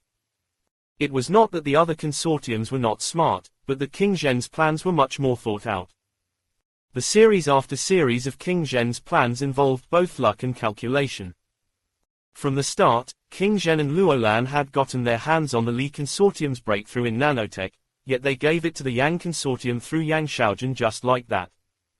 At that time, King Zhen asked Yang Xiaojun, will the Yang Consortium put the knowledge to military use after acquiring what was originally a technology used for medical treatments? Obviously, King Zhen already knew the answer. How could the Yang Consortium possibly not put the nanomachines to military use? These were greedy consortiums whose appetites would never be satisfied. The destruction of Stronghold 109 had a significant impact on the Li Consortium. As a result, several internal factions of the Li Consortium with their own interests were fighting one another to shirk responsibility for the defeat. At that time, the Li Consortium's higher-ups also needed a target to vent their anger on and prove they were not weaklings. If they let the matter slide, an even greater disaster might befall the entire organization. Therefore, they needed to take revenge. The Li Consortium's decision to start a war with the Yang Consortium was definitely not done out of spite. It was a decision they had to make after considering their political interests. The Li Consortium wanted to kill Li Shenton, but he had already disappeared. The Li Consortium also wanted to exterminate the experimentals, but at the time, the Yang Consortium had already amassed the troops along the shared border, so they couldn't worry about the experimentals. As such, the Li Consortium directed all of their anger at the Yang Consortium. In fact, the Qing Consortium joined the battlefield much later. It was originally a war between the Yang Consortium and the Li Consortium and had nothing to do with the Qing Consortium. King Zhen had predicted back then that the board would send him to the front lines, so he waited patiently in his villa. After he made his comeback, King Zhen immediately killed King Yun and chose to cooperate with the Yang Consortium. It looked like he had formed an alliance with the Yang Consortium, but he was actually holding their main forces at the front line of the battlefield in the south.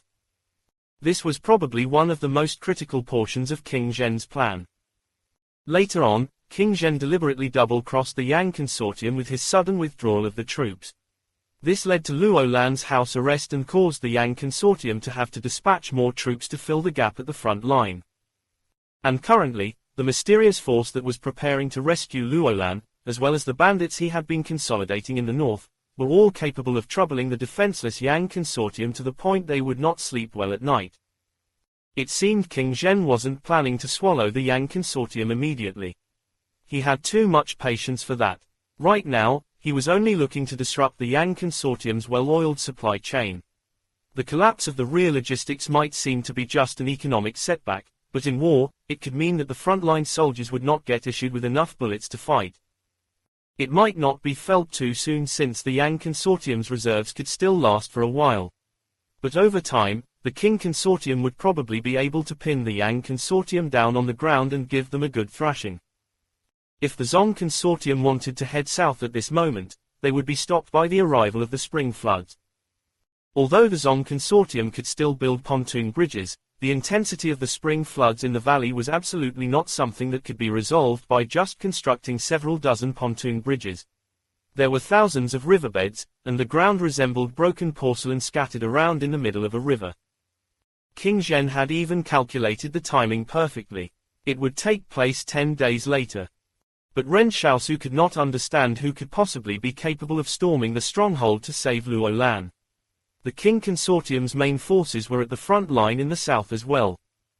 Ren Xiaosu suddenly asked, but there should also be the Zong Consortium's people who are part of the northern bandits, right? What if they try to stop you? Zhu Man smiled and said, they think our Qing Consortium is trying to compete with them for the valley's territory, but they're too short-sighted by thinking that way.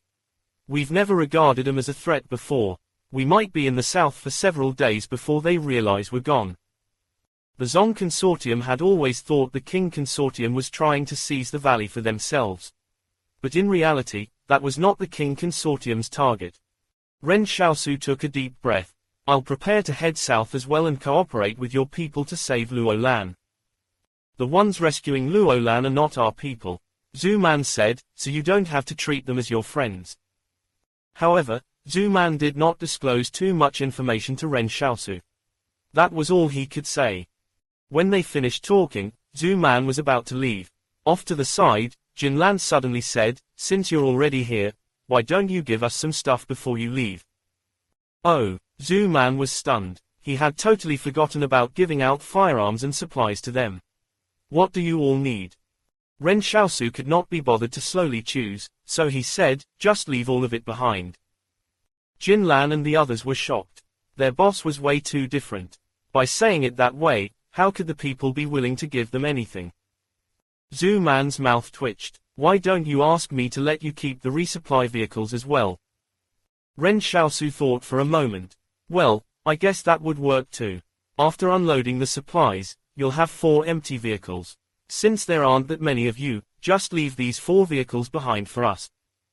Off to the side, Zhu Jinyuan whispered, boss is really different.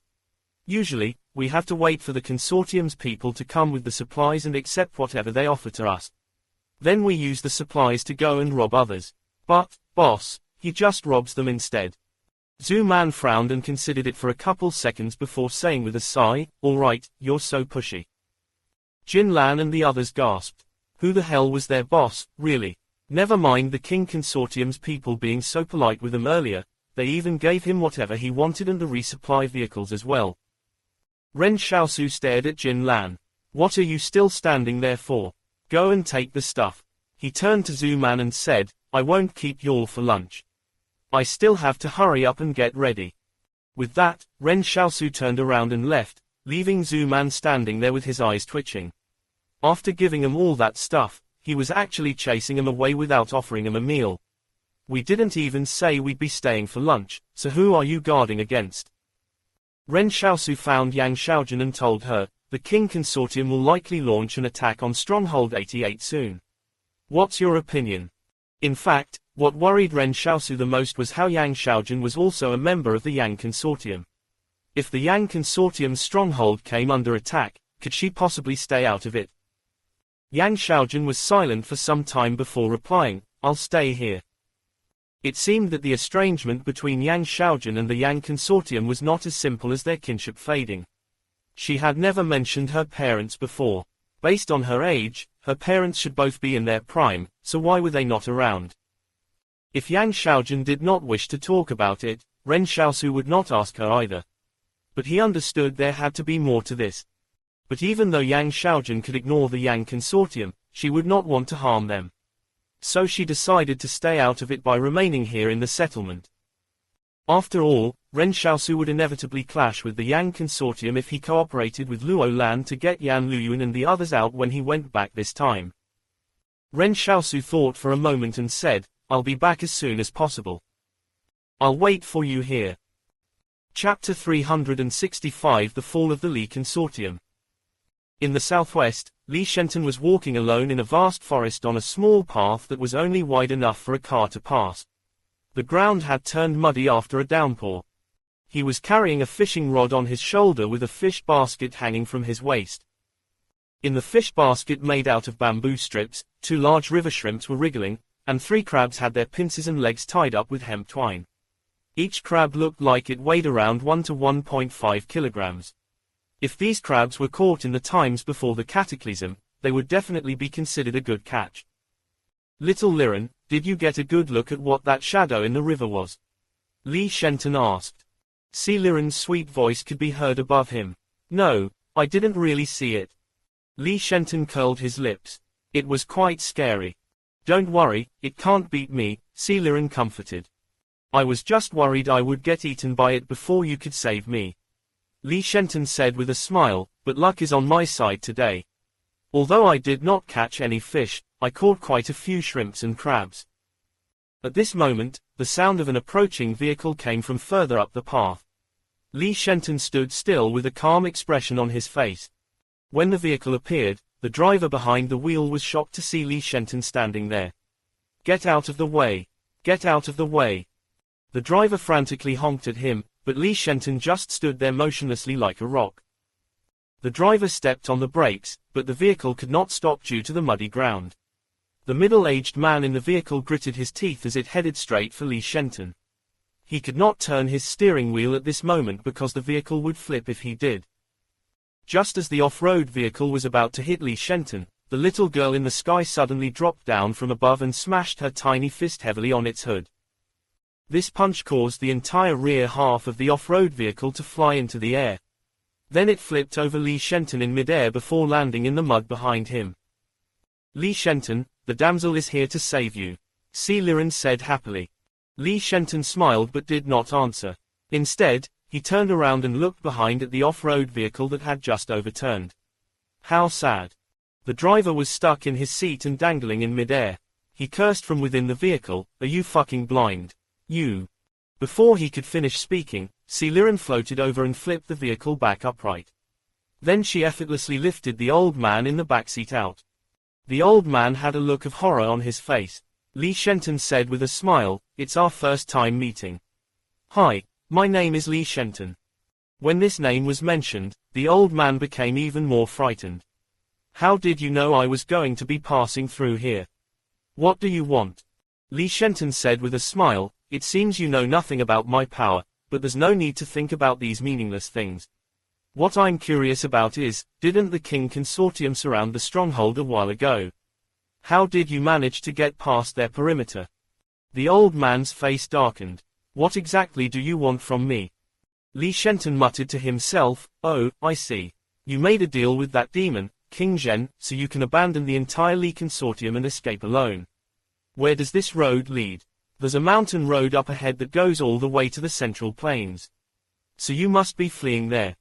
At this moment, Si Liren said, "Big Brother Shenton, there's a lot of gold bars in the vehicle."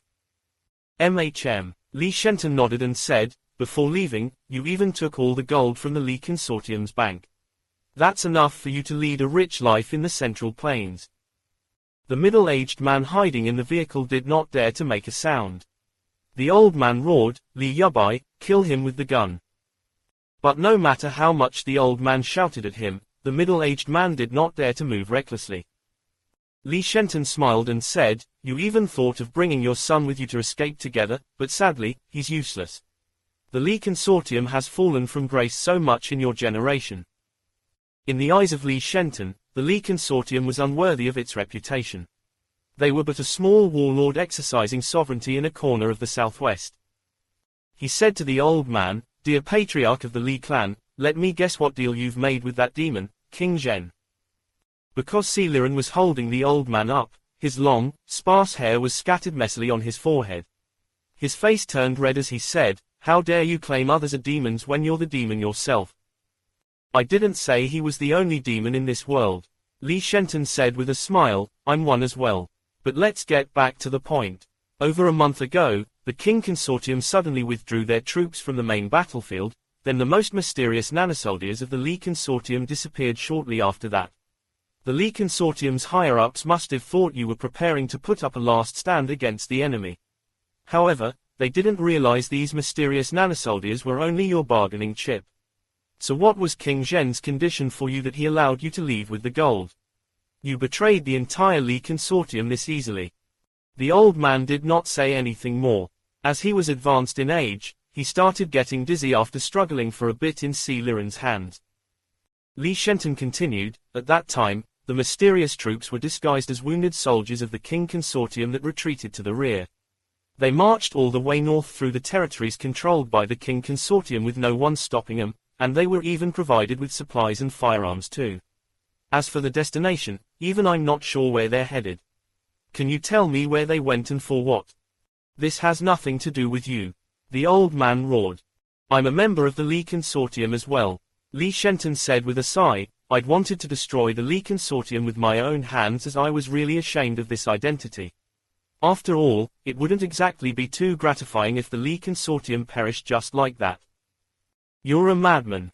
But it's not fun anymore. Li Shenton sighed before saying again, with the imminent destruction of the Li Consortium, you should die alongside it as well. Si Liren said, should I kill them? No, I'll kill them myself. You're still young, so you shouldn't be killing anyone. Then Li Shenton raised his hand and grabbed a small stone from the ground without physically bending down. With a flick of his finger, the stone flew towards the old man and left a bleeding wound in his forehead. The small stone stopped at the back of the old man's head and suddenly changed direction to go through the back of the driver's head. Li Shenton muttered to himself, so this is how it all ends. Si Liren dropped the old man to the muddy ground as though he were a tattered bag. She wondered, what are we doing next? I don't know, Li Shenton said with a smile, we'll head to the Central Plains. I heard it's very prosperous. But we have to wait for a little while. Grandpa hasn't arrived yet. Okay, Si Liren nodded. When will Grandpa Hu Shuo be here? Tomorrow. Li Shenton suddenly remembered something and said, bring the gold in the vehicle along. Ren Xiaosu will definitely like it a lot. We can give it to him the next time we meet. Why don't we go look for him in the north? Si Liren asked curiously. Li Shenton said calmly, he probably doesn't want to see me now. We should head to the Central Plains and wait for him there instead.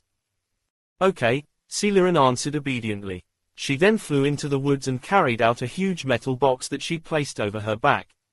The case was several times bigger than her, so it made her tiny body floating in the air look like a tiny bee. She stuffed the heavy gold pieces into the case, but it didn't look like it took her much effort to carry it on her back.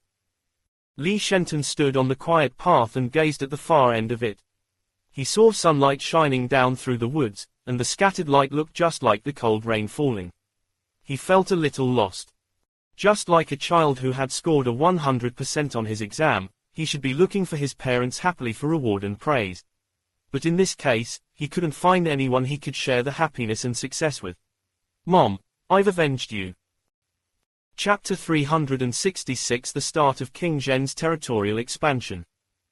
In the darkness outside of Stronghold 88, a convoy of transport trucks were driving on the northern highway. When they arrived at the stronghold, the private troops in charge of guarding the gate carried out a simple search before letting them through. As these were the Yang Consortium's transport trucks, the private troops did not dare to stick their noses in too much. But shortly after the convoy entered the stronghold, the figure of a young man rolled out from under the truck. He stood up and dusted himself while looking around cautiously. It was late at night, so there wasn't really anyone around. Ren Xiaosu walked in the shadows of the streets as he quickly made his way to where Yan Luyuan and the others were living. Zhu Xianchu was the one who taught him how to get into the stronghold that way, and it was surprisingly useful. He would get there soon. During this time, Ren Xiaosu did not encounter anyone on patrol. But just when he thought everything was going smoothly, he suddenly saw the familiar figure of a woman in front of him. That person also seemed surprised to see Ren Xiaosu here. Ren Xiaosu, didn't you go north for the elimination of the bandits? Zhou Yingzhu asked in surprise. But just as she finished speaking, she saw Ren Xiaosu charge out of the shadows and swing his palm towards her neck without saying a word. Zhou Yingzhu reacted extremely quickly as she raised her wrist to block the knife hand strike. But she was surprised that they were on completely different levels. Ren Xiaosu frowned as he looked at Zhou Yingzhu, who had fainted onto the ground. It should purely be a coincidence that he encountered Zhou Yingzhu here. But her reaction speed from earlier was not something the average person possessed. She was a supernatural being. After thinking for a moment, he picked Zhou Yingzhu off the ground and sprinted in the direction of Yan Luyuan and the others. Ren Xiaosu did not know when King Zhen's people would make their move, so if he left Zhou Yingzhu here, who knew what trouble she could cause after coming around. However, Ren Xiaosu didn't feel that it was necessary to silence her. After Ren Xiaosu carried Zhou Yingzhu back, he jumped over the wall into the yard without knocking on the door. Upon landing on the other side, he saw Yan Luyuan pointing a pistol at him. "Bro," Yan Luyuan said in surprise, "why have you come back all of a sudden? You even brought someone back too." Luyuan was supposed to be keeping watch tonight, but little did he expect such a surprise. Ren Xiaosu put Zhou Yingzhu down onto the ground and said with a smile, "Wake Li Qingzheng and the others up. Tie this Zhou Yingzhu up and gag her." "All right," Yan Luyuan said. Ren Xiaosu asked, "Did anything happen at home recently?" Yan Luyuan hesitated and said with a smile, "Don't worry, we've been doing well." All of a sudden, Luo Lan's head appeared over the wall from next door. "You're finally back. Any later and we wouldn't have made it in time." Ren Xiaosu said curiously, "Zhu Man told me it was supposed to take place 10 days later, and it's only been 3 days since then." Luo Lan replied, "This matter is a little beyond our control. We aren't sure when exactly they'll make their move, so it could happen at any moment." But just as he finished speaking, Ren Xiaosu heard a sudden explosion in the silence of the night. Ren Xiaosu was stunned. "Beyond your control. Who exactly is coming to attack Stronghold 88? Aren't they your people?" "It's the Li Consortium's people. I don't have time to explain, so quickly pack everything up. My men will be here soon." Luo Lan anxiously shouted, "Let's hurry up and leave while the Yang Consortium deals with the attackers." "How many people from the Li Consortium are here?" Ren Xiaosu asked. "A regiment of 1,500 soldiers." Luo Lan said, "This is the last of the Li Consortium's forces." As they spoke, the southern part of the stronghold was set ablaze. Gunfire ripped through the peace of the night and loud explosions rang out. Ren Xiaosu wondered, how can 1,500 soldiers possibly take down a stronghold of the Yang Consortium? Luo Lan glanced at him. "They're 1,500 nanosoldiers." Just as Stronghold 88 started turning chaotic, the last stronghold of the Li Consortium at the front lines of the southern battlefield was declared destroyed. The Yang Consortium's leader at the front line, Yang Yuning, said to his trusted aide beside him, "Seize control of the Li Consortium's stronghold. After we get inside, we must quickly occupy the favorable terrain. Lay in ambush and kill all of the King Consortium's troops that enter the stronghold together. Don't show them any mercy." But before the Yang Consortium could rush into the stronghold, Yang Yuning suddenly heard an ear-piercing sound come from the sky. It was the sound of artillery fire penetrating through the air, and it was fired from the King Consortium's position. He instinctively roared, "King Zhen, you treacherous scoundrel." After the destruction of the Li Consortium, there would no longer be any basis for the Yang Consortium and the King Consortium's alliance. The Yang Consortium was planning to attack the King Consortium before this, but Yang Yuning did not expect the King Consortium to not even bother taking down the Li Consortium's stronghold before sneak attacking against them. The Yang Consortium was still not ruthless enough. "Go prone," Yang Yuning roared. "Order the nanosoldiers to break through and take out King Yi." But just as he finished speaking, a soldier beside him pointed his gun at him and started shooting merciless. Before he could finish firing all the rounds in his magazine, the soldier collapsed in a pool of blood. However, the Yang Consortium's general, Yang Yuning, had already been shot to death. No one knew how long King Zhen had been preparing for this day. All those countless days and nights that King Zhen had spent playing those unnecessary moves had now dealt continuous fatal blows to his enemies in just a short few months. The reinforced company in charge of guarding the general immediately surrounded him. Amid the chaos, someone shouted they were being attacked. But the artillery fire in the sky was already arriving. Right from the beginning, the King Consortium dealt him a vicious blow. The Yang Consortium's troops were surrounded by smoke and mud after artillery shells hit their area. The artillery troops the King Consortium had kept hidden for the longest time had fired at strategic locations like it didn't cost a thing. It was as though they wanted to bombard the entire battlefield once over. The Yang Consortium's nanosoldiers on standby to attack King Yi's command center were immediately deployed. But just as they were about to charge diagonally to the front of the Yang Consortium's position, they realized someone at the King Consortium's position had suddenly removed the tarps on the armored vehicles. There was a dense matrix of gun barrels on those black armored vehicles. It was the Metal Storm, the Mountain Obliterator. The 1,000-odd nanosoldiers were blasted to shreds in an instant. Even before they died, they did not understand why these mountain obliterators appeared here. It wasn't mentioned in their intel at all. The intel they received was false.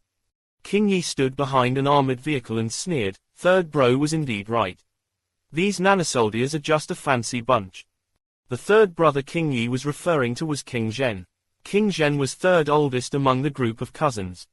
And according to King Zhen, these nanomachines that had always been hailed as the battlefield's divine weapons were really just bells and whistles in the face of modern artillery fire. When they annihilated the Divine Arms battalions some time ago, King Zhen had said it was an extremely dumb tactic to use the nanosoldiers by putting them together.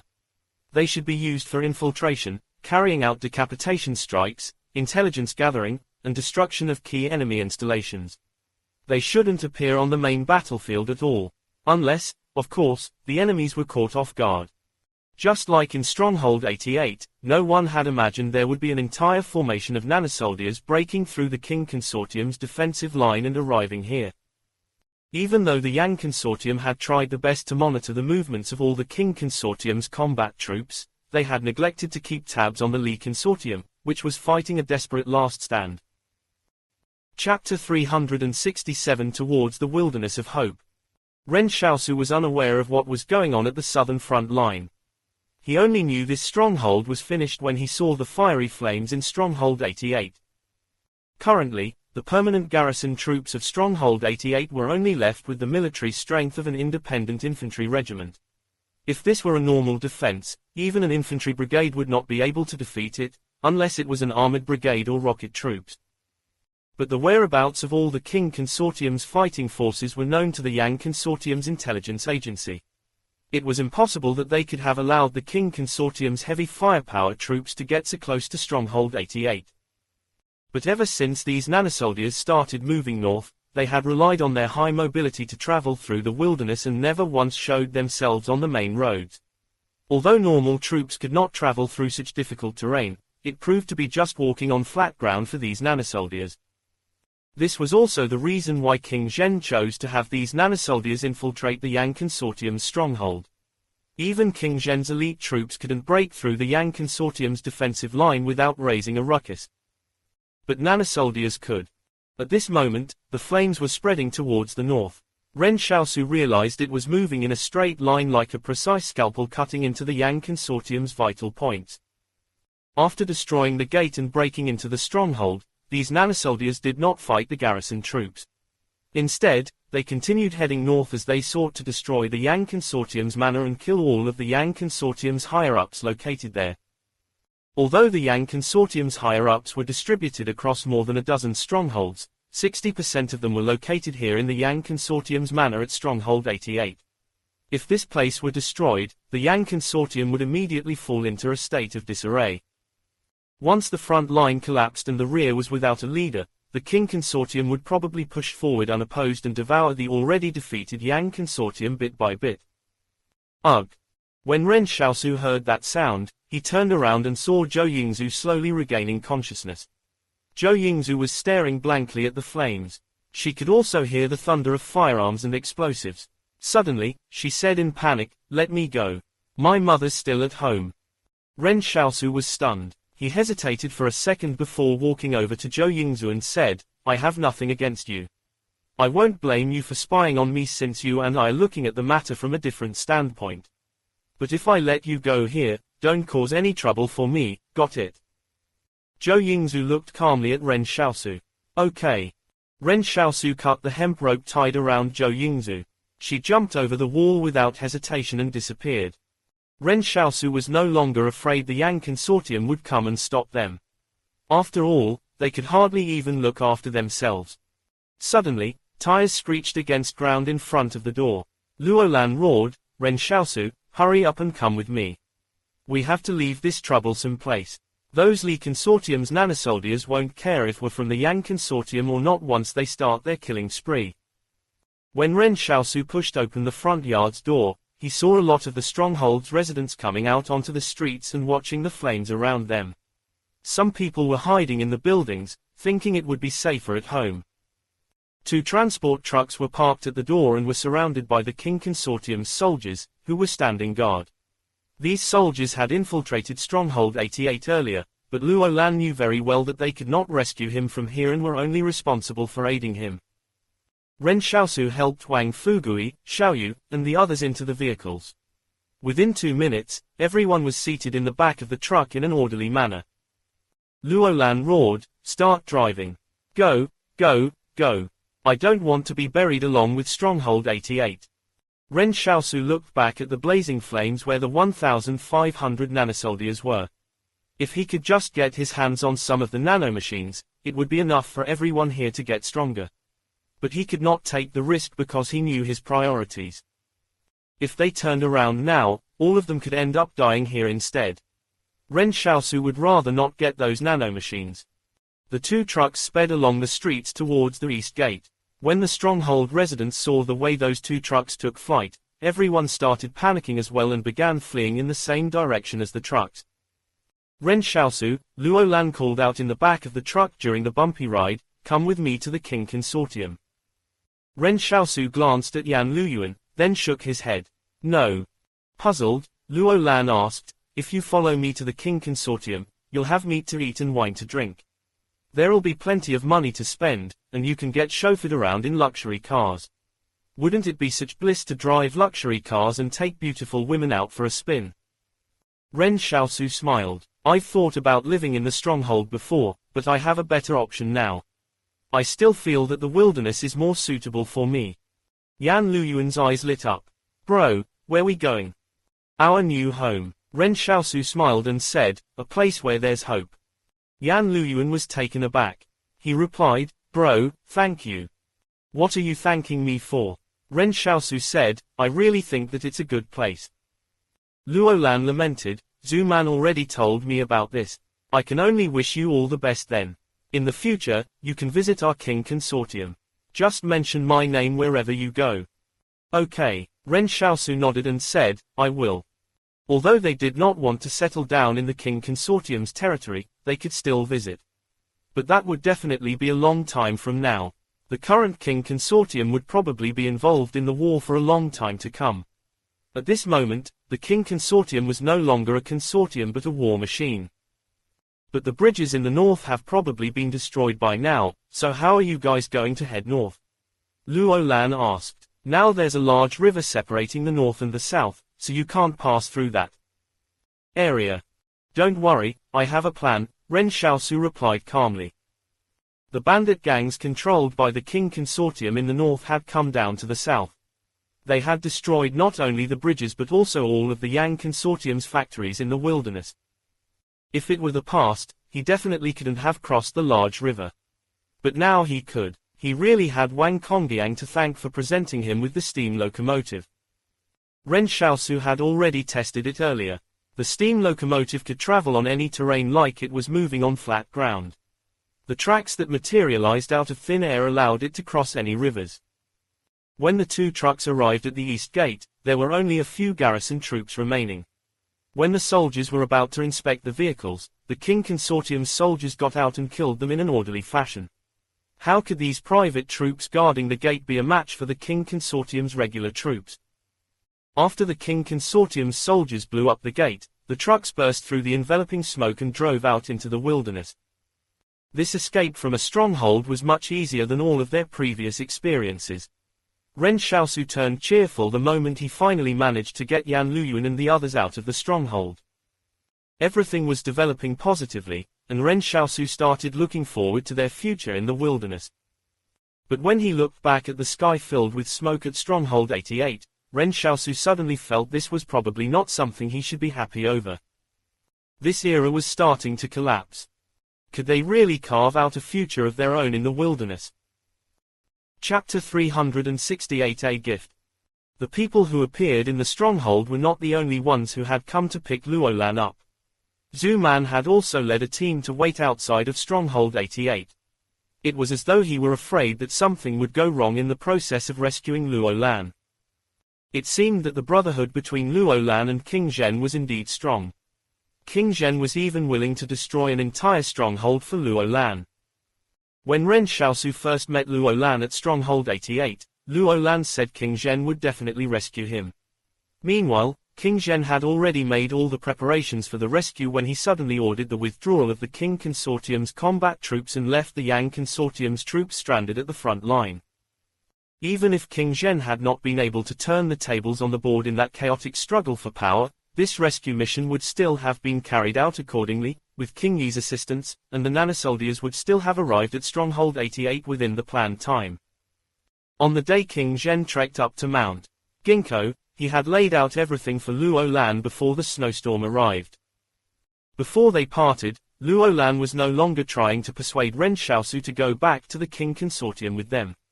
He said to Ren Xiaosu, "Once you've all settled down in the valley, you can contact me. I'll get Zhu Man to send some supplies to you.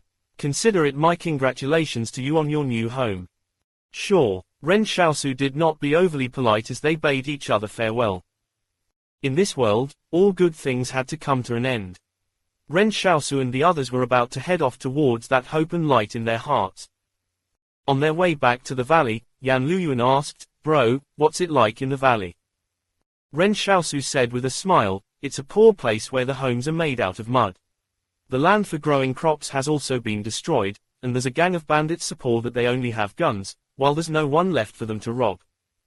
Yan Luyuan listened to this seriously but did not say anything. Ren Xiaosu asked, "So are you still willing to go there?" "Yes, of course." Yan Luyuan's eyes gleamed as he said, "Is big sister Xiaojun there too?" "She. Yeah, she's also there." Ren Xiaosu nodded and said, "Together with the bandits, the two of us usually dig for silt to make clay bricks to build houses with. We even give lessons to those bandits too." Yan Luyuan asked, "Can I also build houses with y'all?" "Of course you can," Ren Xiaosu said. Yan Luyuan was not afraid that life would be tough. As long as there were hope, he would still be very happy even if he had to carry bricks and build houses. Ren Xiaosu looked at Wang Yuqi, Jiang Wu, and the others behind him. Ms. Jiang had been very quiet ever since several of her female students left the group. No one knew what she was thinking about every day. Ren Xiaosu said to Yan Luyuan, "Let's go. Bro will take you for a spin." "How are we going for a spin?" Yan Luyuan wondered. "We don't even have a car. I thought we were going to walk to the valley." Stronghold 88 was more than 400 kilometers away from the valley, with two strongholds between them. It would even take Ren Xiaosu 3 days to run back there. However, Ren Xiaosu suddenly summoned the steam locomotive as though he had no intention of hiding this superpower. When Wang Fugui saw the train, he was stunned.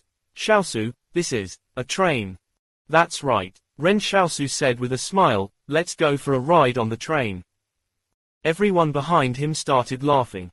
Other people would take beautiful women out for a spin in their luxury cars, but when it came to Ren Xiaosu, that became a train ride with a bunch of men, women, seniors, and teens. Why was everything that came out of Ren Xiaosu's mouth always a little different from imagination? "Come on, step onto the train," Ren Xiaosu shouted excitedly. With life full of hope now, he became particularly energetic and motivated in everything he did. The group sat inside the steam train as they watched the tracks in front of them change from illusion into reality. At the same time, the tracks behind them vanished segment by segment after the train passed by. This moment felt just like a dream. Xiaoyu asked, "Xiaosu, is this train your superpower?" To her memory, Ren Xiaosu had never revealed his superpowers before, and this was the first time he was showing it. "What does this power of yours do?" Ren Xiaosu thought carefully. "I can use it to run some deliveries. When Stronghold 178 opens up the trade route in the future, I can go and pick up some goods to deliver. I wonder how much money I can make by delivering a trainload of goods." In reality, it was not about the money. Zhe just wanted to put into service what he had learned. He wondered what Wang Congdiang would think if he found out about this idea of his. Wang Congdiang had probably not even thought about using his superpower to run a freight business. This was mainly because supernatural beings had a limit to their willpower. Even Wang Congdiang could only drive the train for half a day without carrying any load, and this was not even traveling at full speed. But it was different for Ren Xiaosu. From the moment he copied the steam locomotive power, he already had 12 more carriages than Wang Congdiang's version. Moreover, he did not even feel his mental strength being drained while using it. Actually, Ren Xiaosu had still not realized that his most advantageous skill was not in being able to copy other people's superpowers, but that he had a mysterious mental strength that greatly surpassed that of other supernatural beings. It was extremely quick to travel using the steam locomotive without the constraint of doing so with one's own limbs. Currently, there were no consortiums in the Northwest that had the power to stop supernatural beings. In fact, those consortiums were already busy up to the ears with their own matters. Meanwhile, the relationships between Ren Xiaosu and both the King Consortium and Stronghold 178 right now could also be considered as quite friendly, right? As the steam locomotive crossed the river en route to the valley, the natural moat that it provided was navigated over as though it were flat ground. All of the worries everyone had were instantly cast out of their minds. Ren Xiaosu reminded them, when we get to the settlement, don't mention this power of mine. Those bandits still can't be trusted. Wang Fugui and the others nodded in agreement. They still understood the seriousness of the situation. When they were about to arrive at the valley, Ren Xiaosu put away the steam locomotive and led everyone there on foot. When they finally arrived, the settlement was still in ruins. Yang Xiaojun, who had her sleeves rolled up, was helping the refugees carry the harvested corn and sweet potatoes to store them in the trucks left behind by Zhu Man. Her face was very dirty, and it did not look like she was the heiress of a consortium. She looked like she was a refugee her whole life. When Yang Xiaojun turned around and saw Ren Xiaosu and the others walking over, she waved happily to them. Yan Luyuan did not seem saddened by the sight of the ruins at all. He waved at Yang Xiaojun and shouted, "Sister-in-law." As this was the first time Yan Luyuan had addressed Yang Xiaojun as sister-in-law, she was stunned. Suddenly, Yan Luyuan felt someone kick his butt. When he turned around, he saw Ren Xiaosu blushing furiously. "Stop messing around." Meanwhile, Yang Xiaojun had a calm expression on her face. This was mainly because the bandits had already been addressing her as Boss Lady 1 for the past few days, so she was used to it and was willing to be addressed this way. Xiaoyu came over to Yang Xiaojun and took out a handkerchief to wipe her face. She smiled and said, "What a terrible shame for a nice girl like you. It's akin to planting a beautiful flower in cow dung." Ren Xiaosu said unhappily, "Hey, watch your words. Who are you saying is cow dung?" Xiaoyu ignored him. Instead, she took out a gold bracelet and put it on for Yang Xiaojun.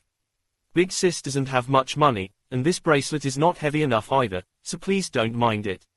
When Big Sis has more money, I'll buy another more expensive one for you."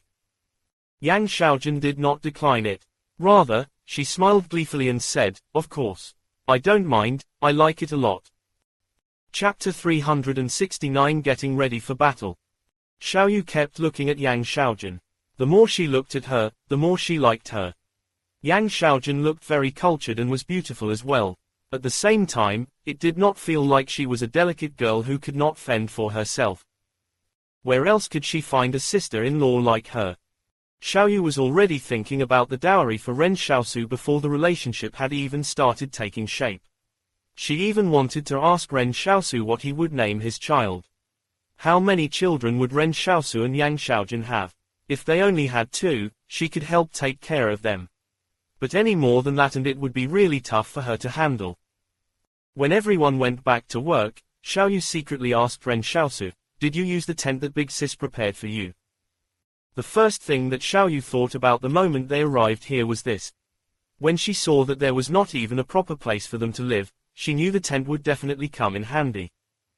But as Xiaoyu joyfully waited for his reply, Ren Xiaosu stammered, "She sleeps inside the tent while I sleep outside." Xiaoyu pinched Ren Xiaosu hard. How could you let such a good opportunity slip? He had wasted all her efforts. Everything she'd done had been for nothing.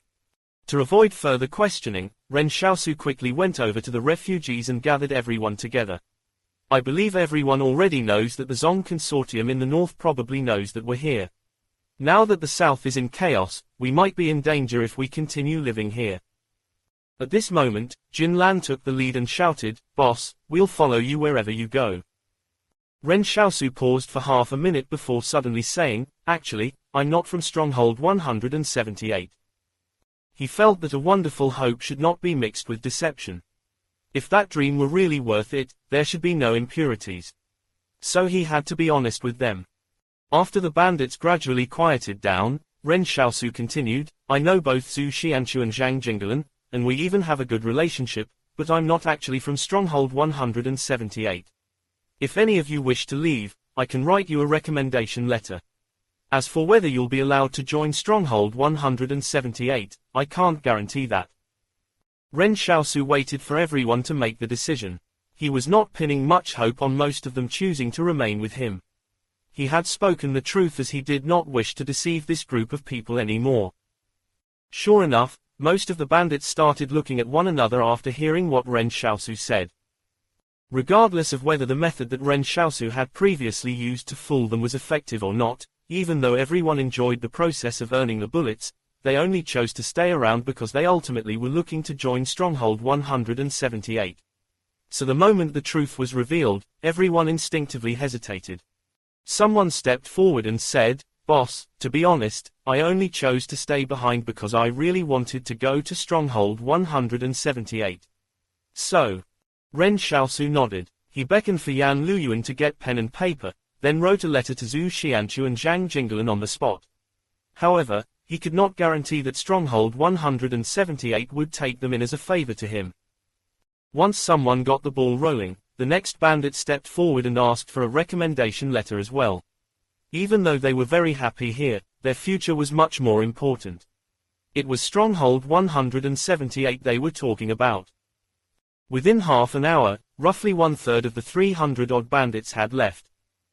Ren Xiaosu was not unhappy. Rather, he appeared unusually calm.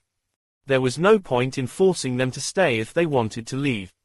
He was no longer willing to resort to lies in order to keep these people around. Ren Xiaosu looked at Jin Lan. "Why aren't you going?" Jin Lan replied with a smile, "I already guessed that was the case."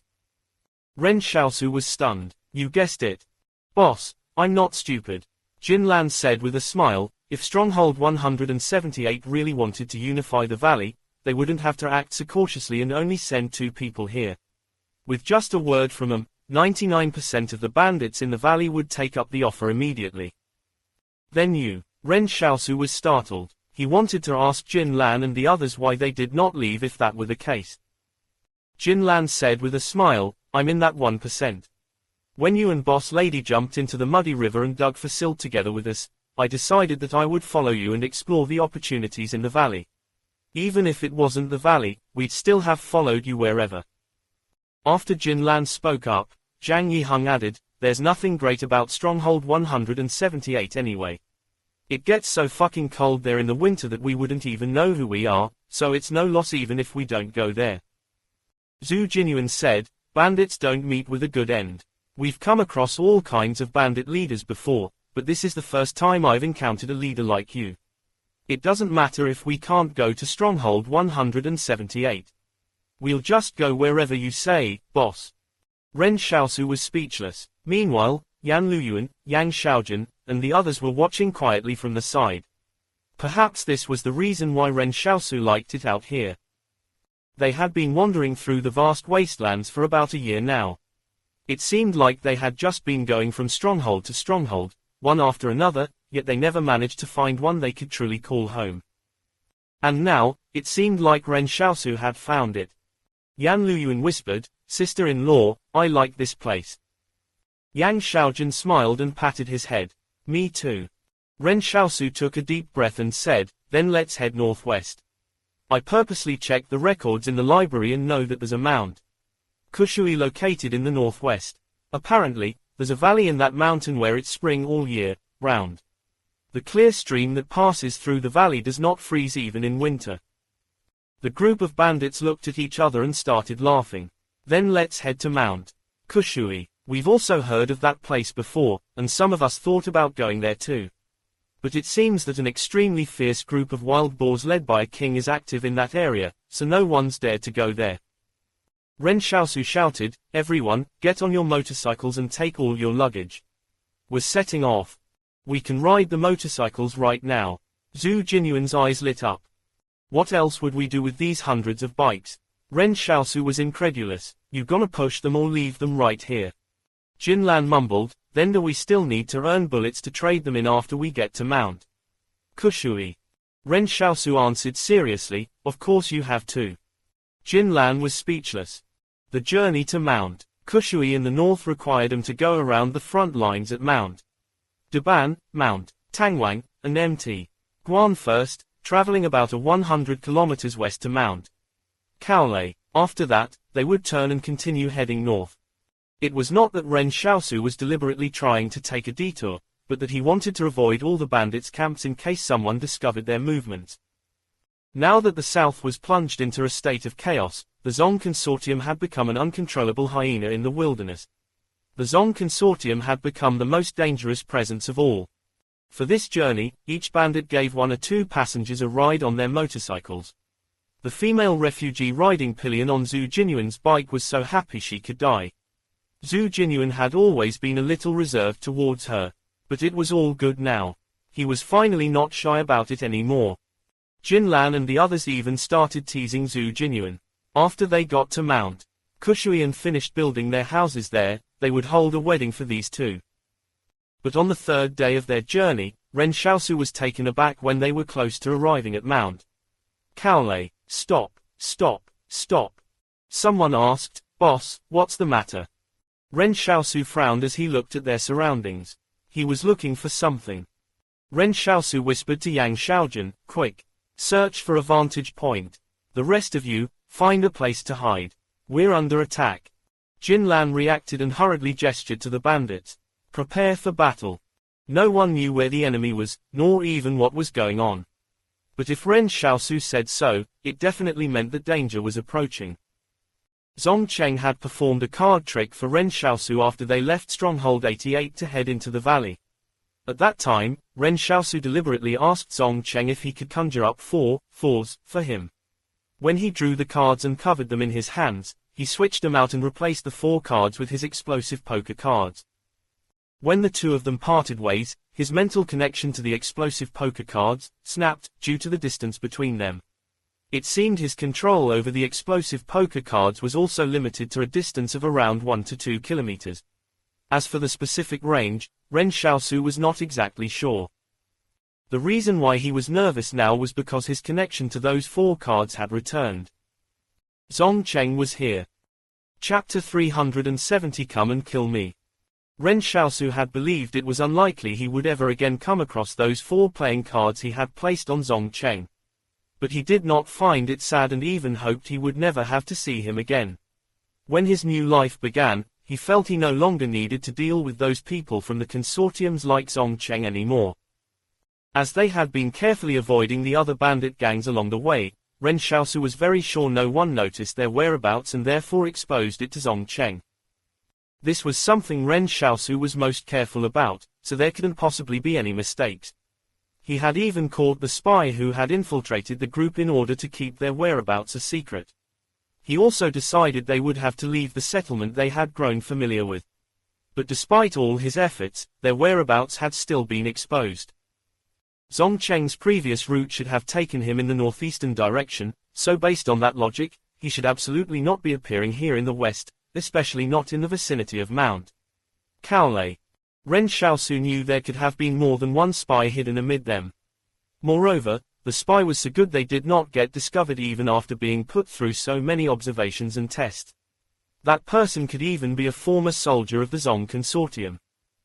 A second later, he heard a rumbling getting closer. It sounded like a large number of people were approaching the dune in front of them. Right after, a muffled explosion rang out.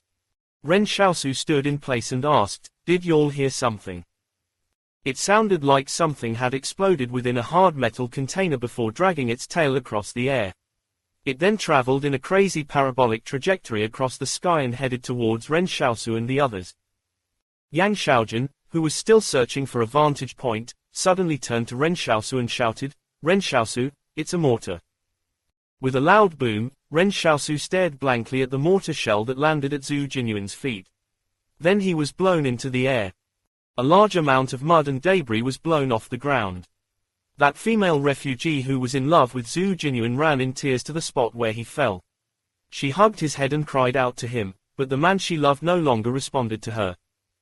There weren't any farewells. In a war, there would hardly ever be any chance to say goodbye. In fact, Zhu Jinyuan was planning to marry her after they arrived at Mount Kushui, but he just didn't know how to say it to her. In the middle of the night, he would lie down in the wilderness with his arm cushioning his head and ask Jin Lan, "I'm just a bandit. Do you think I'll be a burden to her by marrying her?" At the time, Jin Lan and the others laughed and teased Zhu Jinyuan for having romantic thoughts. But at this moment, Jin Lan and the others were stunned by the sight of their comrade falling. "Jinyuan!" Ren Xiaosu yelled, "Don't just stand there. Find cover." A fit of extreme rage blasted within him. That glimmer of hope that was just starting to bloom in his soul had been utterly wrecked by a mortar shell. Ren Xiaosu had gotten a glimpse of that hope and their future, but the more beautiful those moments were, the more hopelessness and anger he felt now. He had seen that hope before.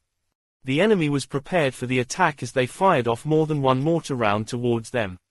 They were going all out to ensure that everyone here would die. Yan Luyuan immediately activated his nanomachines and retreated with Xiaoyu. The others also quickly looked for concealed spots on the ground to take cover from the shelling in an effort to reduce their casualties.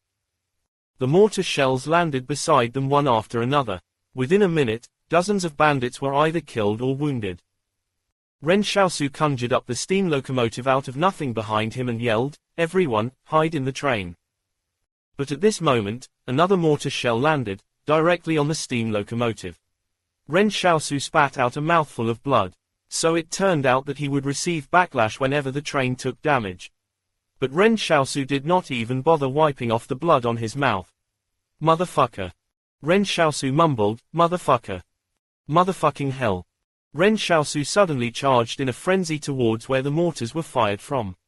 He went past layer upon layer of smoke in the wilderness like an angry lion with a bloody spear stabbed in its body. It only took 20 seconds for Ren Xiaosu to cover that short distance of a few hundred meters and come into view of the enemy's defensive line. As it turned out, they were the Zong Consortium's combat troops. And there were over 1,000 of them.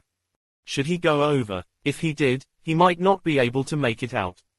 But if he did not, the mortars would kill everyone behind him. Ren Xiaosu started charging again at the defensive line of over 1,000 people. His lone figure on the desolate wasteland made him resemble a solitary boat in front of a towering tsunami.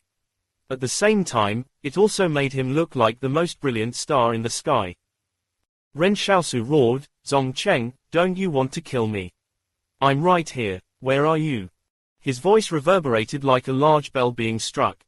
Ren Xiaosu subconsciously detonated the explosive poker cards, and 2 seconds later, a fireball suddenly shot up in the air at the rear of the defensive line.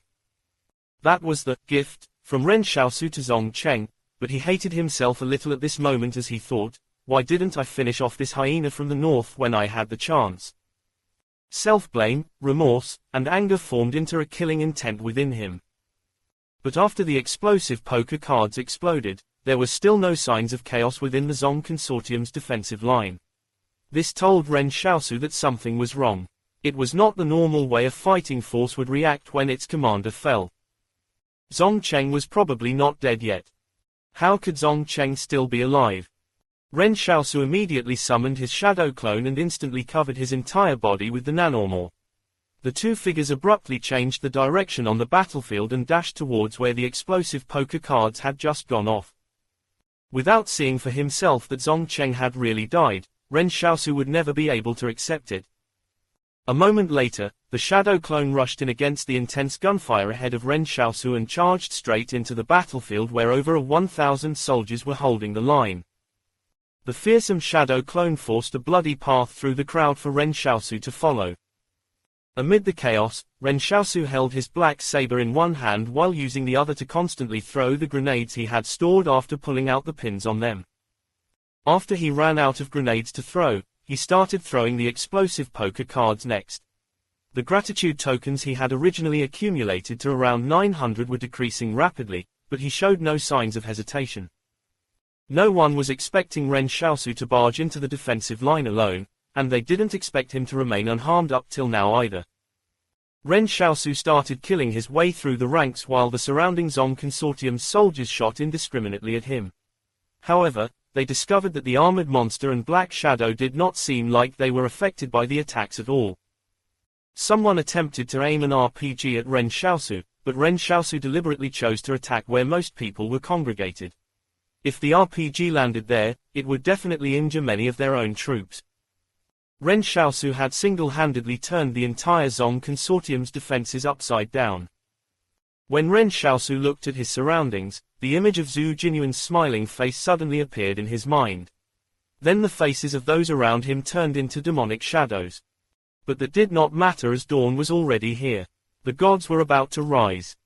In this brand new age of the rise of gods, superhumans were defined as those who could single-handedly go against a group of people as gods. If this definition held true, Ren Xiaosu was slowly approaching that definition regardless of how he managed to achieve it. Although, he was still a far ways away from achieving that. The armor on Ren Xiaosu was riddled with holes as the power for it came close to depletion. He rushed to the spot where the explosive poker cards had blown up, but to his surprise, Zong Cheng's corpse wasn't there. Ren Xiaosu roared, "Come and kill me." This concludes the chapters. Show your appreciation by liking this video and subscribe.